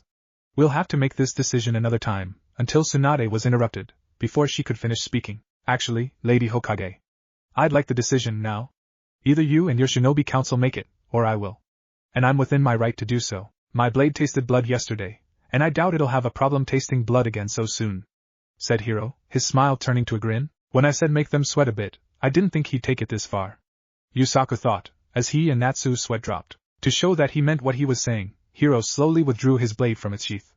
Everyone could clearly see the orange blade, as it was brought in front of Hiro. Hiro held the tip of his sword toward the ground in a firm grip. His arm didn't move in the slightest, showing that he has great control of the blade. Is he seriously going to kill Danzo himself, right here? Was the collective thought of the shinobi council. Although no one cared too much for Danzo, they would rather avoid a killing in a place of talk. The situation was indeed bringing everyone to sweat, none more than Danzo and the other elders. Hiro took a step forward. Wait. I agree with the alternative. Hamura yelled, in a quickened pace. I do as well. Koharu yelled, hoping that Hiro wouldn't do anything rash. The room was in complete silence. It seemed so quiet that not even a cricket in the dead of night would dare to make a sound. It was only a couple of moments, but it felt like eternity to most of the people in the room. Damn. I was almost tempted to just cut Danzo. But I accept Danzo's resignation, said Hiro, all malice removed from his smile. This caused a collective sweat drop from everyone in the room, except Hiro. Damn. I was almost hoping he'd go through with it, Tsunade thought. Hiro's face then turned serious. Danzo, I would like to speak to you in private after this meeting.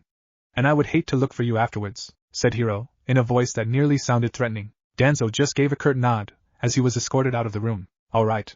Let's get back to the main reason why we're here, Tsunade ordered, once the doors were closed. I agree, said Hiro.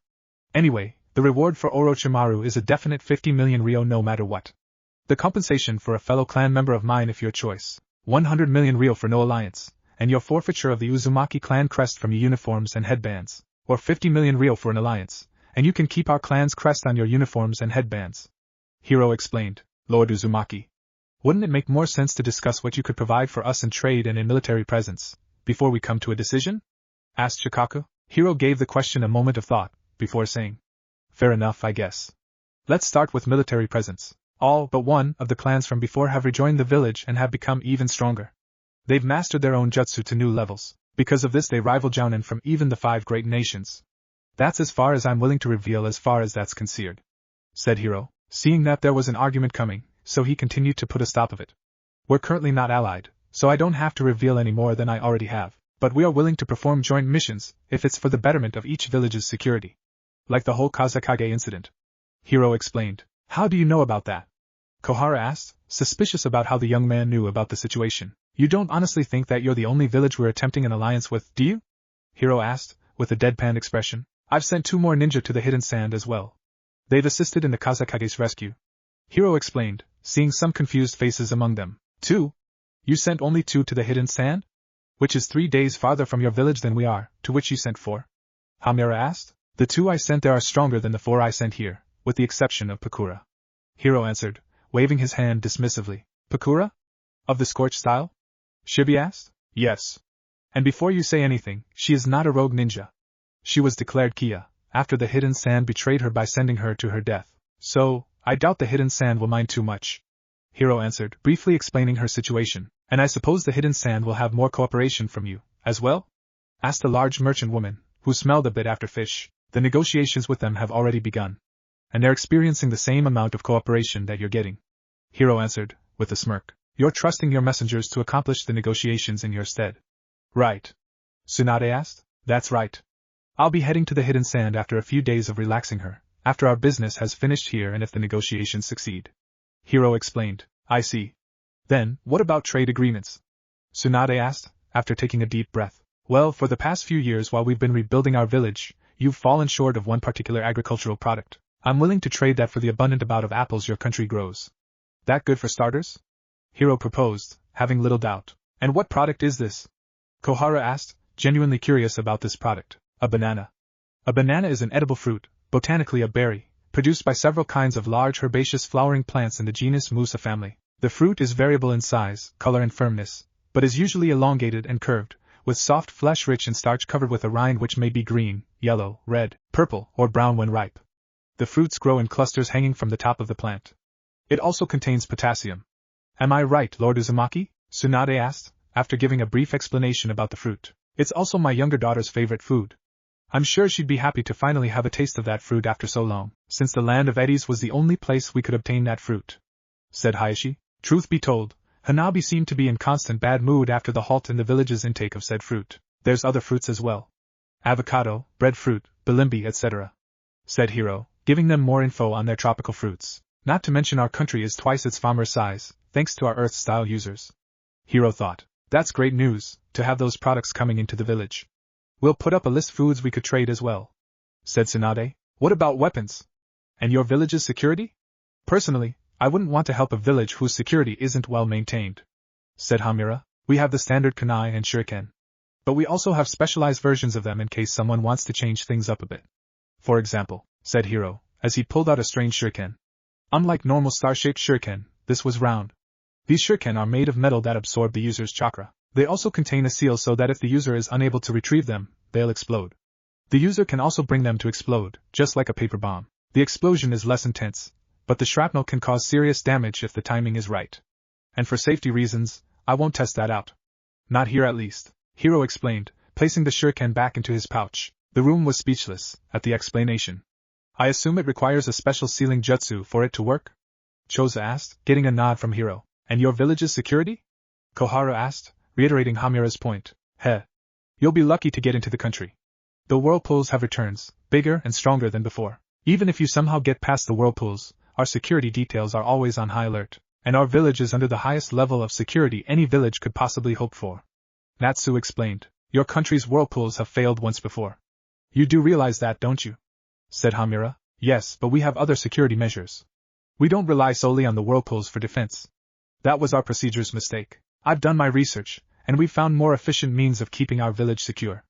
Even more secure than the 5 great shinobi villages, said Hiro, with a lot of confidence. That's quite the bold statement there, Lord Uzumaki. Can you prove this? Shikaka asked, his curiosity piqued. Yes. But I won't go into details. I am willing to show the Hokage, Kazekage and 2 of their most trusted ninja, but only with an official alliance, and under the condition that it stays with those shinobi. Said Hiro, explaining his conditions in a deadly serious voice. Fair enough. Said Shikaku, his curiosity rising slightly. And what about the prices of the merchandise? Asked the merchantman. Is there a point in negotiating that? I mean, we don't have an official alliance yet. The prices and such can be discussed after we have an alliance. But a fair warning, because of the whirlpools, our merchants and such are practically risking their lives every time they come and go. Hiro informed. So you're going to overcharge your products? Asked the female fish seller. Oh, I'm sorry. It seems to me that none of you had a problem with that when a member of my clan was overcharged. Hiro began, with annoyance in his voice and on his face. And let's not forget that the land of fire is surrounded by even larger and deadlier whirlpools. Maybe I should just increase the amount Rio for compensation of my fellow clan member instead. How's 150 million Rio for no alliance sound? Or better for us yet, 200 million Rio? Hiro asked, causing the civilian council to pale. You wouldn't dare. The civilian council yelled, simultaneously. Hiro stared at them with a firm and harsh glare. Keep in mind this meeting isn't just a political, it's personal. And not just to me, but my clansmen and fellow villagers as well.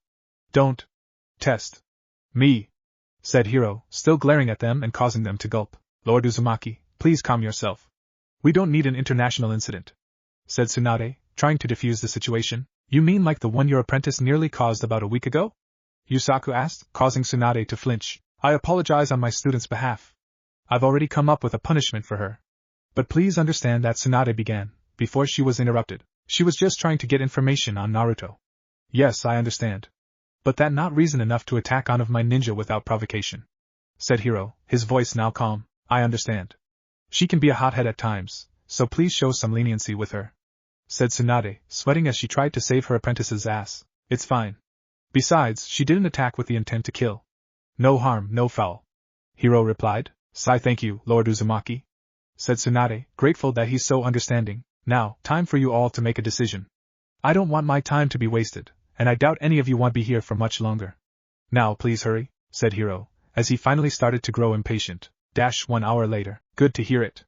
I'm glad you've finally come to a decision, said Hiro, as he shook hands with Tsunade. I'm looking forward to working with you. The same here. I'll have the official document of our alliance by tomorrow morning, said Tsunade. Good.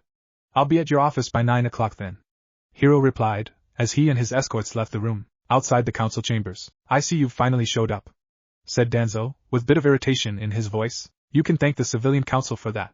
Don't worry, we don't expect the Leaf or Sand villages to help out with our war, Hiro replied, with a smile. I thought I'd just give you a warning. A warning? Danzo asked, narrowing his eye. Yes. I'm already aware of the other eye of yours. If I so much as suspect that you're using it for your own personal gain, or that your organization is still up and running, I'll end you right then and there, Hiro said, in the most serious and threatening tone he could muster. It had the desired effect as Danzo's face went from slight shock to a mixture of shock and fear. Hiro then walked off to stroll around the Leaf Village. Danzo had managed to bring him out of his shock, and glared toward Hiro's back. Once Hiro was out of sight, Danzo decided to head back to his office to come up with a plan. After he took his first step, he noticed something different. Looking at his right arm, he noticed the scroll. It was the same scroll that had his men sealed inside. He picked up the scroll and quickly examined it. Deciding to inspect it thoroughly later, he stored the scroll in his pocket, and continued on his way, not noticing the seal that transferred from the scroll to his hand, and then vanished from sight. Outside with Hiro and company. Seems like my new seal works, and I doubt Danzo has even noticed it, said Hiro, with a sly smirk. That's good. Means we can keep an eye on him, so to speak, said Natsu, sharing his leader's smirk. Placing a seal that places a different seal on the person that touches it on the scroll, while making it look like a typical storage seal is ingenious. Although it's ridiculously complex, I'm surprised it worked. But it gives us a way to keep tabs on this man. He's more trouble than he's worth, and personally I think it was luck that your seal worked, considering we didn't get a chance to field test it, Yusaku replied. HMPF, spoil sport, said Hiro, showing a slight pout. Despite this, it caused all three of them to chuckle. Enjoying yourselves, are we? Karen asked, appearing in front of them. Tayuya, Pakura and Guren by her side. Lady Uzumaki. Actually yes, we kinda are. The official alliance will be signed tomorrow. We got a certain someone out of power, and your clan's new seal works like a charm, said Natsu, as he bowed to show his respect to the two female Uzumaki. The seal transfer seal? It really works? Karen asked. Yup. Tested it out on a certain pain in the ass, Hiro answered, giving a wink. Karen and Tayuya thought about it for a sec, before realizing who they were talking about. Are you nuts? You couldn't test it out on the battlefield first? Karen and Tayuya yelled, simultaneously. I just finished telling them that they were lucky it worked. But it does work, which is the point. No use in worrying about it now, it's over and done with, Yusaku explained, trying to calm the two hotheads down. Alright Yusaku. As long as we got tabs on that asshole, it doesn't matter. Sai said Karen. Anyway, Karen, said Hiro, in a serious tone. Upon hearing that tone, everyone braced themselves for the orders they knew were about to come. I need you, Yusaku and Natsu to head back to the village, Hiro ordered. Yes, sir, replied the three. Pakura, head to the hidden sand. And don't cause any trouble, please, Hiro ordered, sounding even more serious. Yes, sir, Lord Uzumaki, Pakura replied. She didn't want to go, but she knew he had his reasons. Are you sure about this? Karen asked, concerned for her leader/cousin. I have my reasons, Karen. Besides, I'll be fine with Tayuya and Giren, Hiro explained. Sai, very well. We'll leave at dawn, said Karen, in a defeated tone. The next day, after the signing was finished, without any trouble. Which was mostly thanks to Danzo not being there. Although the civilian council were somewhat reluctant, they didn't argue as they believed they could profit from this. Some questions were asked about why Hiro appeared with two of his earlier messengers, instead of his escorts from yesterday. Hiro explained that they needed to head back to the village, in order to keep their village safe as well as upkeep their military movements. Upon hearing his explanation, they understood the change in witnesses. Tsunade took the signed document, and noticed something that surprised her. The members on both sides of the council, as well as the elders, noticed her surprise as she looked toward the hidden Whirlpool's leader. Is something wrong, Lady Tsunade? Shikaku asked, sounding a little worried. Lord Uzumaki. Is this a mistake?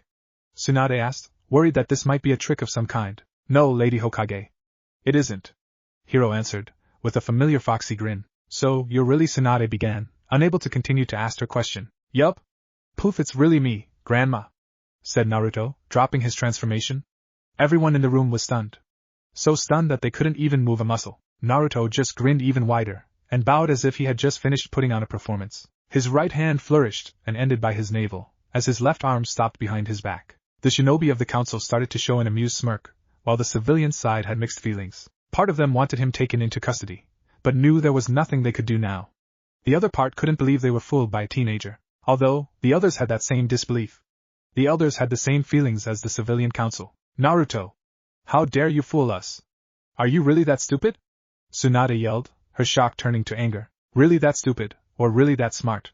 By having this alliance, you don't have to send anyone after me, because I now have diplomatic immunity for as long as our villages are allied. Besides, how else am I supposed to keep Hinata safe when we're still dating? Hee, Naruto replied, ignoring the glare from Hayashi. A moment of silence went by, before Tsunade finally gave up and gave a slight smile. Sai, alright, you got us. It seems you haven't changed that much, you brat, said Tsunade, genuinely happy to see Naruto. Maybe not in personality, but he's a lot stronger than he was when he left, said Tayuya. Lord Uzumaki, said Hayashi, gaining everyone's attention. Everyone suspected what he was going to say, and they were proven right when Hayashi spoke again. Are you and Hinata still seeing one another? Hayashi asked, looking like he was about to strike. I don't know why you're so angry, Lord Hyuga. I mean, if you have something against our relationship, then you might want to look at this list of ninja that are going to be getting a pardon from the Hidden Leaf. Naruto replied, as he kept a smile on his face. Naruto then handed a scroll over to Hayashi, and retook his place in the center of the room. Opening the scroll, Hayashi looked down the list. His eyes suddenly shot wide open when he saw a certain name. This didn't go unnoticed by Naruto or the others. This can't be, said Hayashi. That's right. She's been in hiding, ever since her death. Hinata already knows this. And for the record, she approves of our relationship. She's now a hidden Whirlpool ninja, safe from any danger. She's been with us for years now. I'm sure she's got a bone to pick with you too. Hee, said Naruto, finding Hayashi's shocked expression amusing. Shikaku, who was sitting right next to Hayashi, looked over his shoulder. It took him a moment to find the name that was familiar to him as well. Gasped Hikari Akatatsu, aka Hikari Hyuga, said Shikaku, earning a surprised gasp from the rest of the council, including Tsunade and the elders. Naruto decided to explain Hikari's situation, in order to prevent any questions. By the time he was finished, everyone had looks of shock or anger. Tsunade outright smashed the table in front of her. No wonder you wanted him out of power. But you could have just had him killed. Why didn't you? Tsunade asked. Does it matter? Either way, I've already got close tabs on him. If he pulls anything, you'll have his head on another platter, though I doubt it'll be on a silver one this time. Naruto joked, causing Tsunade to get a tick mark on her forehead. I'm gonna stick around a couple more days before I head to the hidden sand. I'd like to see Hinata before I go. Very well, I'll have everyone in the village informed ASAP, said Tsunade, giving a silent signal to the ANBU to discreetly release the information. There is one more thing, Lady Tsunade. But it's a sensitive matter, said Naruto, looking around the room. All right. The meeting is over. Lord Uzumaki and I have something serious to discuss, Tsunade replied, as everyone followed the silent order and left the room. Once everyone had left, Naruto pulled out a scroll. Hinata used my kunai to inform me of the Kazekage situation. Once I appeared, I was behind one of the Akatsuki members. I took that chance to eliminate him. I used the sealing jutsu on the other. He can't move or use chakra. Taking him back to my village would be too obvious. Naruto began. Tsunade decided to continue in Naruto's stead. So you want us to perform the interrogation? Is that right? Tsunade asked. Right. But I only trust you to know about this. I know you're not an interrogator, but this village has some of the best. It's best if you only have you top, and most trusted, to handle the interrogation. An ID like a detailed report of the sessions. Naruto replied. Heh. It's almost scary with how you're handling being the leader of a hidden village, with so little experience. Said Tsunade, with a small smile. Look who's talking. Your experience leading a village isn't that much more than mine.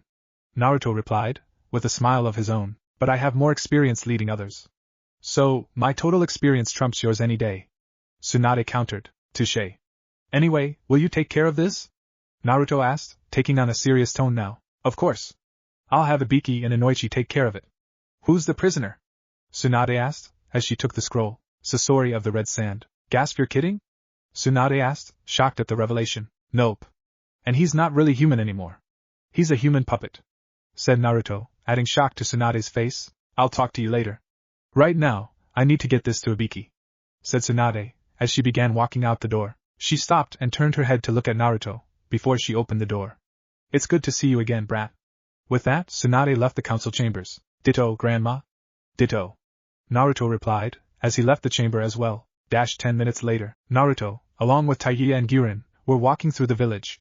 As they walked they heard whispering from the villagers. Some of the villagers looked at Naruto with hatred, apparently still not past the fact about the Ninetales. Those glares weren't as heated as they were in the past, however. That was probably with the revelation of Naruto's heritage. Others had a look of either having been betrayed, or had an apologetic look on their face. Naruto and Guren managed to ignore the glares. Taiya on the other hand didn't.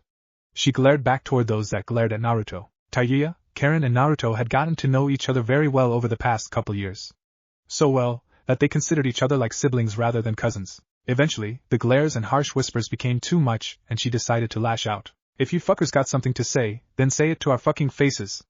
Otherwise, shut the fuck up and fucking deal with it, you fucking suckers. Taiya yelled, shocking the people with her choice of words. Calm down, Taiya. Trust me, it was worse a few years ago. Back before I left. Honestly, I prefer this rather than being ignored. Said Naruto, trying to calm Taiya down. Those idiots need to learn respect. You're the head of our clan, and the leader of the hidden whirlpool.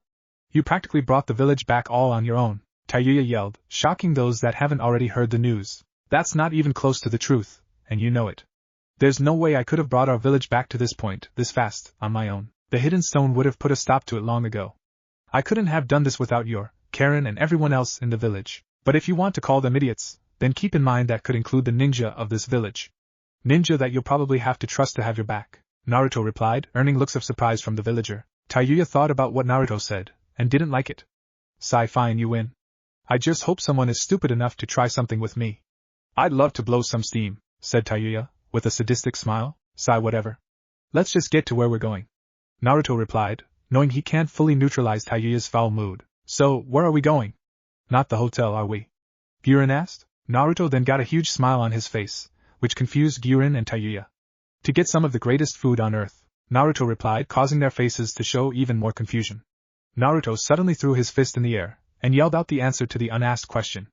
Ichiraka ramen! Guren and Taiya literally face-faulted at the answer, while the villagers just sweat-dropped. Later as Ichirakas, will you stop stuffing your fucking face with fucking ramen? Taiya yelled, as Naruto ordered another bowl of ramen. Calm down, Taiya. You're causing a scene, said Guren. Taiya's head snapped toward Guren. I'm causing a scene. What about Brownie over there jumping over the counter and glomping our leader? Taiya yelled, a little quieter, as she pointed at a slightly blushing Ayam. Or how about that our leader has already stuffed his fucking face with his fucking 16th fucking bowl of fucking ramen? Taiya yelled, with full force toward Naruto as he finished and ordered another bowl. I'm just trying to get my fill, since we'll be leaving in a few days. Besides, I haven't had any decent ramen in years. Naruto replied, smiling brightly. TCH, whatever. Just don't complain when Hinata decides to order our bakery's entire daily stock of cinnamon buns. Taiya replied, smirking when he saw Naruto shiver. I thought I smelled you. Should have figured you'd be here. Said a new voice from the other side of the curtains. Turning around with a mouth full of noodles, Naruto saw that it was Kiba who spoke. Behind him he saw Kurenai and Shino. Swallowing his food, Naruto greeted them. "Hey guys, how are ya?" "Doing good, man," Kiba replied. "I'm doing well," said Shino. "Good. How are you, Naruto? Or should I say Lord Uzumaki?"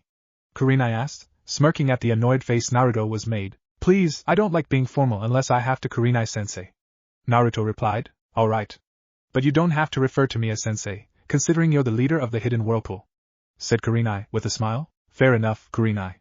Anyway, I heard Hinata kicked your guys' asses in a battle royal," Naruto said with a huge grin. "Ugh. Don't remind me. I had no idea Hinata would be so strong when she came back," Kiba replied, his head and arms hanging from slouched shoulders. "Agreed," said Shino, his shoulders sagging ever so slightly. "I for one am proud of Hinata. It seems Lord Jiraiya did an excellent job of training her," said Kurenai, with a genuine smile. "Hee hee. You think so, huh?" Tayuya chuckled, earning confused looks from Team Kurenai. "What's that supposed to mean?" Kiba growled. "Why don't you think about it, mutt?" Tayuya responded, with a smirk. "Why you, calm down, Kiba," said Shino, placing a hand on Kiba's shoulder. Turning to Tayuya, Shino asked, "Either you are presuming that Lord Jiraiya is an insufficient teacher, or Hinata had more than one trainer. Isn't that right?" "Heh. At least someone on that team has some brains," Tayuya replied, not losing her smirk. "Be nice, Tayuya. They're our allies now. Besides, Hinata would have told them eventually," said Naruto, after finishing his 20th bowl. "Who else trained Hinata, other than Lord Jiraiya?" Kurenai asked, curious about Hinata's training over the past couple years. "What about you, Naruto? Hinata must be able to kick your ass too, right?" Kiba asked, inwardly laughing at the thought of Hinata standing over a beaten Naruto. "Without the flying Raijin Jutsu, she can hold her own with me. With it, Hinata doesn't stand a chance," Naruto replied, enjoying the shocked look on everyone's faces. "No way.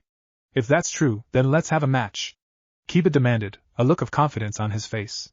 He doubted Naruto could be as strong as he claimed. "You know, it's rude to demand something of a hidden village's leader. But if it'll shut you up and make you a believer, then I'll accept," Naruto replied, with his own confident look on his face. "Pardon the interruption, but I'd like to speak with Lord Uzumaki," said Hayashi, as he walked through the curtain. Hayashi's presence shocked everyone there. It wasn't often that one would see the head of the Hyuga clan in a small food stand like this. Upon seeing this man, everyone in the stand bowed out of respect. Although, Tayuya did so a bit reluctantly. Having heard of the cruel things he said to Hinata, during the time Hinata spent in the hidden whirlpool, she had gotten quite close to the remaining Uzumakis. Naruto was a given considering her relationship with him, and Karen didn't seem to mind Hinata so much, but Tayuya thought she was just a pampered princess, from a noble family. Every time she saw Hinata, she'd get pissed off. She couldn't stand the sight of her, and always insulted her.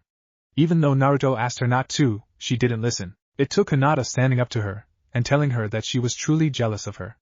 That just served to piss Tayuya off, and they ended up fighting one another. The fight ended in a draw, where they both had difficulty moving. They spent the night in the hospital. That was one of the first buildings to be built. Tayuya had spent most of that night thinking about what Hinata said. She came to the conclusion that Hinata was right. It was a blow to her pride, but she admitted it to Hinata the next morning. Hinata explained what her life was like as a princess, explaining that it wasn't easy for her having to meet such high standards. Since then, they became close friends. "About Hikari, right?" Naruto asked, sure that that's why Hayashi was here. "Yes. Could we please talk?" "In private," Hayashi requested. "Why not? I'll meet you guys at Squad 8's old training ground in about half an hour," said Naruto, as he walked off with Hayashi Hyuga. Once Naruto and Hayashi were out of sight, Shino decided to voice a couple questions. "Who is this Hikari? And what relation does she have with Lord Hayashi?" "TCH," was all Tayuya replied with. "Considering that person's life is now out of any immediate danger, I suppose it's alright to tell you." Buren began. She then took a look at Kurenai and her team. Hinata's mother never died. It was a simple statement, but it shocked them nonetheless. "What do you mean Hinata's mother never died?" Kurenai asked, barely holding back her anger. She knew the story behind Hikari Hyuga's death, and knew it hurt Hinata a lot. But to hear that she was never dead to begin with, made her quite angry. "One of your elders, Danzo Shimura, wanted to take Hinata under his wing and make her his emotionless tool. Hikari offered herself in place of Hinata instead. After a number of months, Hikari took her chance and faked her own death. She's been in hiding ever since. Once she heard that our village was being rebuilt, she decided to join us, believing she safety was better guaranteed with us than on her own. Hinata has already forgiven her, because she understood her reasons for doing what she did. She, along with Natsu of the Chikara clan, have trained Hinata, which is why she was able to beat you three," Buren explained, leaving her listeners wide-eyed. With Naruto and Hayashi. Is she doing well? Hayashi asked, once they were alone in the middle of one of the side streets. Yeah. She and Natsu are the ones that trained her, whenever she was in the hidden whirlpool. Naruto replied. Upon seeing a small smile on his face, he decided to give him a heads up. But she does have a bone to pick with you. Looking at him with a confused look, Hayashi asked. What do you mean by that? Naruto replied, as he gave Hayashi a cold glare. Do what you will. She is of less worth than her sister, 5 years her junior. The Hyuga clan had no use for such an heir. That ring a bell? Naruto asked, with an ice-cold tone in his voice. Seeing Hayashi was surprised from the quote, he decided to explain. It wasn't Kurenai who told me, it was Hinata. You mean, Hinata heard that? Hayashi asked, as he looked down toward the young village leader. Yeah, she heard. And you have no idea how much that hurt her. But she still chose to forgive you. But Hikari will have something to say about you trash-mouthing your daughter like that. Naruto answered, his cold glare and tone still there. Naruto was angry about this, but he was sure he had his reasons. But there was no excuses, as far as he was concerned. Although, he was enjoying the sweat that was showing on Hayashi's forehead, he had a feeling it had to do with the thought of dealing with Hikari, rather than his glare and tone of voice. I'm in trouble. But I'd like to see her again. Even if I do get scolded by her. It'll be worth seeing her again. Hayashi thought, as he regained his composure. Nonetheless, I have a request to make of you.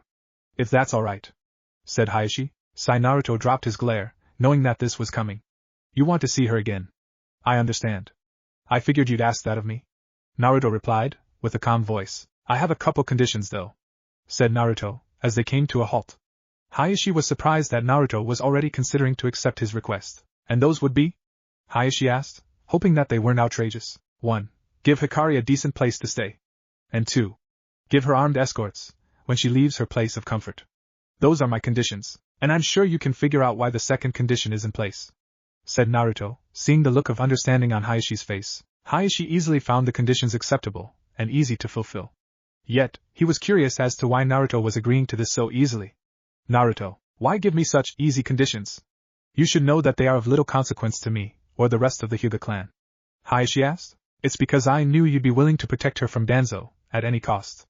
Now if he were to try anything, he'd likely be executed without a doubt. Besides, I know it'll make Hinata happy and Hanabi a chance to get to know her mother, as long as she's the ambassador between our villages, Naruto answered, with a large grin upon seeing Hayashi's shocked expression.